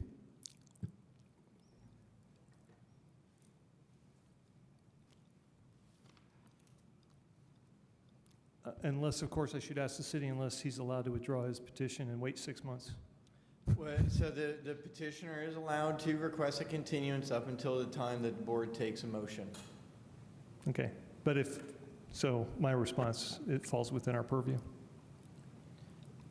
To continue, to ask him to continue since we're within our regular meeting hours. I want to make sure that we're handling this properly. It might be prudent to take a vote of the board. To deny the request? Or approve. Well, that would be my motion. So, very well, I'll make a motion that we deny the request for continuance. It needs to be unanimous, I believe. Okay. I think it has to be unanimous. Oddly, in this case, it would have to be unanimous to grant. I'm sorry? It would have to be unanimous to grant, but it can be because split. it's already been posted on the agenda. Okay, but it could be split to deny. Yes. Okay, very good. In that case, I have a motion to deny so that we can continue to hear this. Can we comment on your motion? Yeah, of course. Discussion? Yes, I'll you make can. sure I'm thinking. Just in the spirit of participation. The petitioner's requested the continuance to get his supporters here. Now, my comment would be, why not let him? What's your reasoning? My reasoning is this has been on the docket, and he was aware that the meeting was occurring. The hour, I don't disagree with you. yeah, shouldn't make no difference, especially since we commonly meet up to and just past the 9 o'clock hour. And I think it's that a situation like this that appears to be fairly straightforward from the city's point of view doesn't warrant a continuance. Okay. But I do need a second if we're going to vote, and it can be denied. I'll second it to get. All right, then any discussion? If not, I'll call the question. I'll call the question this to deny the request for continuance. Are you checking the bylaws, make sure we're accurate? Yeah, I don't see that it says it has to be unanimous. You know, the rules and procedures do say that, you know, no petition may be withdrawn by the petitioner after vote has been ordered. It has been our standard practice when a petitioner requests a continuance the day of a hearing for the board to vote on it. You know, the rules and procedures are not clear if the board has to vote, but that has been our procedure in the past of request has been continuance the day of the hearing. The board votes on it just to be clear that that has happened, but it's not clear that it has to be unanimous. Yeah, I would say I pose this as a question to Eric Grillick here. Absent it stating here a majority would be decisive in either direction. Yeah, certainly. Okay, so we have a motion? We need to stop petitioner's time. Yeah, it would start again. He hasn't used any. No, it's not stopped. He hasn't used any, so it'd be 20. Okay, well, I'll call the question so we can vote on it. Yes, and to have the presentation continue. Burrell? No. Shade? No. Patty, sorry. Smith? Yes. Throckmorton? Yes. So the request to deny the continuance failed. Okay, we'll reset the clock at 20 minutes and ask for Mr. Davis to continue. Excuse me, I'm sorry, that was 2 to 2. How was it a failure? My Well, request. So the motion was to deny your continuance, and so that failed. So your motion to continue was denied. I would not say that's true. Oh, then reverse that. I don't know. And And the same thing will happen next time. It'll be at the end of the docket, and we'll do the same thing. But it's a 2 to 2. You know what I'm saying? So It's no vote. It's just a delay, and it's not even. So right now, it is not continued. Right. It is not currently continued, but there's nothing to prevent you from making a motion to continue it. I'll make a motion to continue to the next hearing. Second. Call the question? Burrell? Yes. Shade? Yes. Smith? Yes. Throckmorton? No. Okay, petition is continued. All right, we'll move on to ZR 2026-07-34. Thank you very much. Pertaining to 712 West 3rd, the conditional use. Can we please have a staff report? And that is, who's doing that one? Is that Joe? Real quick, I'm just checking here, but I think since we're past 8:30, Do we have to take the vote again? yes.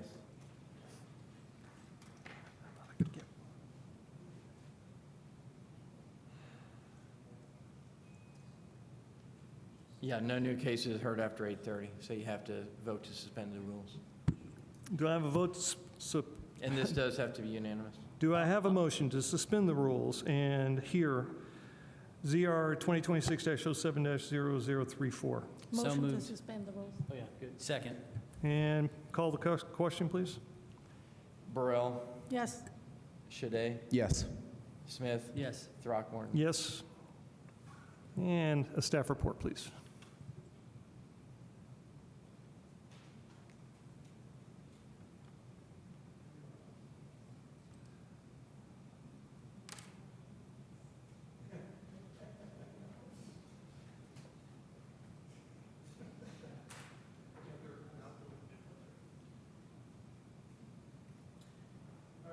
I'm sorry, whenever you're ready. Thank you. Sure. The staff report. Why are you making me lose my confidence? All right, good evening. I'm Joe Patterson, zoning and long-range planner. So before us is a conditional use for a dwelling duplex in the residential small lot zoning district. And this is at 122 North Roosevelt Street, which is in the greater Prospect Hill Historic District. It is located on the north side of West 3rd Street, between Maple and Fairview. And what they are proposing is taking the existing one-story dwelling unit and largely through interior remodel, convert this to a duplex dwelling unit. There will be some minor exterior changes as well to accomplish that.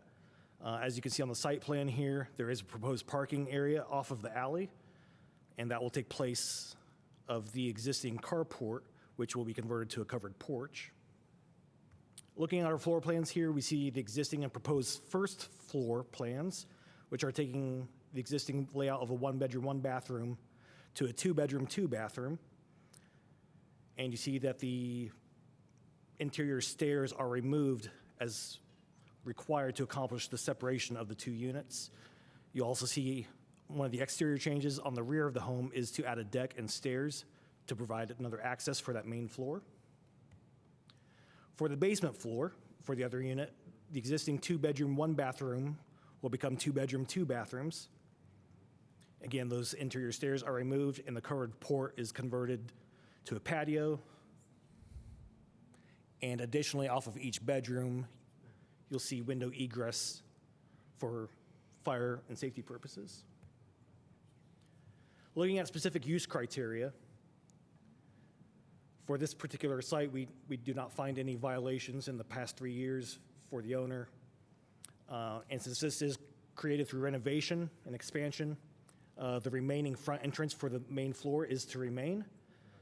And again, the roof pitch, front porch width, and depth setbacks are all essentially remaining as this is largely interior. As discussed, there will only be a total of 4 bedrooms. No conditional use has been granted within the last 2 years and within 150 feet of this site. And as we discussed earlier tonight, if approved, this will be the 4th conditional use approved for a duplex this year. Moving on to our conditional use general criteria, that it complies with the UDO and other applicable regulations, as discussed with the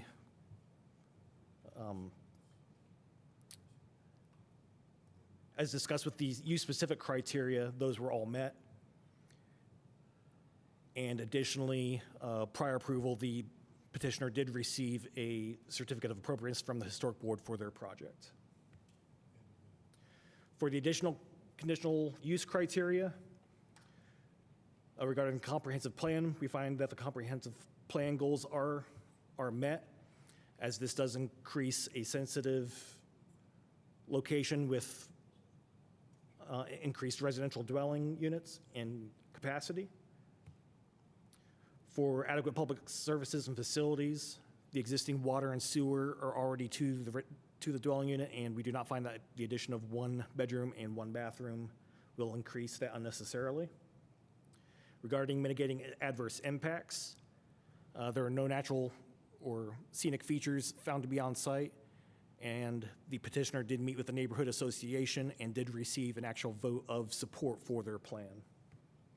No phasing is proposed, and as such, staff recommends that the Board of Zoning Appeals adopt the proposed findings and approve the petition with the condition that any units to be rented must be registered and inspected by hand prior to occupancy.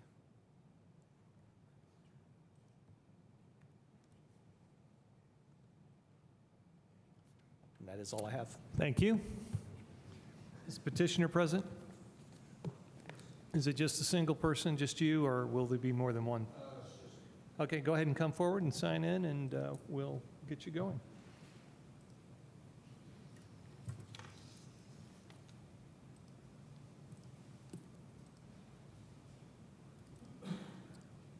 And then when you're finished there, just state your first and last name.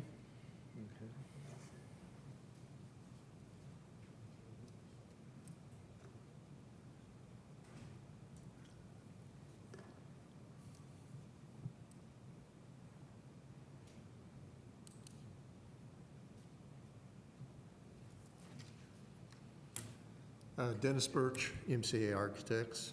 And do you affirm the testimony you're about to give is the truth, the whole truth, and nothing but the truth? I do. You have 20 minutes. Just to reiterate what Joe said, the owner bought this property about 4 years ago. It's a 100-year-old existing house in Prospect Hill, and she has lived there and built a newer home to the north of there, but she wants to renovate this home and, as I understand it, potentially move back into it after it's renovated. The house is 100 years old. We are not changing the exterior footprint of the house, with the exception there is a small access attached deck on the back. I'm sorry? Wait for the conversation to end in the... You guys done? Yes. Okay, thank you. Please. All right. Go ahead. There is a small new attached access deck on the back that allows transition from the first floor down to the lower level because of grade change across the property. Beyond that, the work itself is primarily an interior renovation. There are some adjustments to a few of the windows, primarily on the west side of the west elevation of the property. But the general character and footprint and everything else, as I mentioned, remain the same. It has been reviewed by the HPC and received approval. Prospect Hills Neighborhood Association has reviewed it and approved it. And as I understand it, with discussions with the owner, there's nobody in the neighborhood that is opposed to or disagrees with the project. So.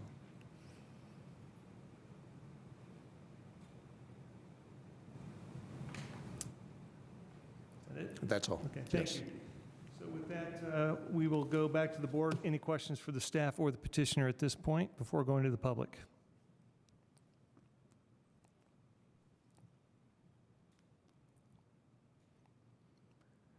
Okay, seeing none, we'll go to the public for comment. Do we have anyone in chambers who'd like to address this? If not, anyone online? We do have one member online, Richard Lewis. He should be able to speak now. Richard, do you hear us? Yes, I do. Can you hear me? Yeah, state your first and last name. Sure. First name Richard, last name Lewis, Lewis. Okay, Richard, is the testimony you're about to give the truth, the whole truth, and nothing but the truth? Yes, it is. You have up to 5 minutes. Great. Thank you. Thank you all for your time this evening. My spouse and I live directly across the alley from Joyce and David, the neighbors who are planning this renovation. I have served on our neighborhood's, our local historic district's design review committee and have reviewed this from that perspective before it was forwarded to the Historic Preservation Commission where they approved it. I also served on our Historic Design Guidelines Committee back in 2014 when we created these guidelines.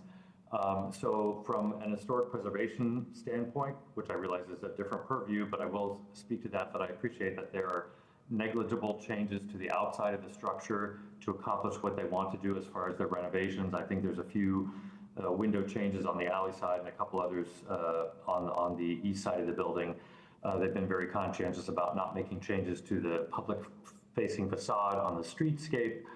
And as a duplex, the flow inside the house has always been problematic, and so I appreciate that they're trying to find better solutions for that. And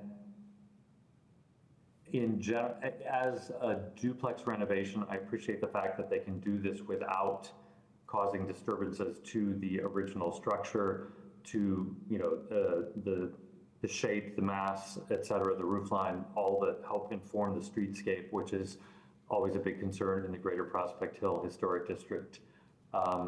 I have seen many streets where the new plexes are cropping up and are just a series of boxes, and so I appreciate the fact that this helps to maintain the architectural fabric and character in our neighborhood and in our district. So I'm very supportive of this personally and as a member of our local design review committee.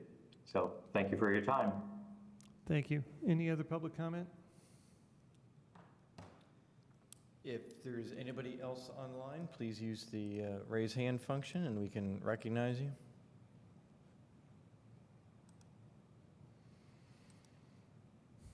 I'm not seeing anybody else. Okay, with that, we'll go back to petitioner if you have any final comments. Otherwise, we'll go right to the board. Okay. Do we have any comments, questions, or I will entertain a motion? I move to adopt the proposed findings and approve petition ZR 2026-070034 with the condition as outlined by staff. I have a motion, I have a second. Is there any further discussion, questions, or comments before a vote is taken? I just want to say that compared to the other one, this one's a retrofit of existing house, which makes this a lot easier. And it's also an historic district, which of course changed the entire discussion because they'd had gone through historic approval before they ever brought that other house to us, if it was an historic district. So we do have a lot of protected neighborhoods because of the HPC. It's good that they're not all protected. In some areas, we're going to get some interesting stuff because of that. But I think this is an easy one, and it's exactly what we were looking for. You mean an easy one or the type of petition? Yeah. Okay, very good. Any other comments, questions? Seeing none, I call the question. Burrell, Yes. Shaddy, Yes. Smith, Yes. Throckmorton. Yes. 4-0, the motion passes. Do we have any other business before this board this evening? Nope. Seeing none, we stand adjourned.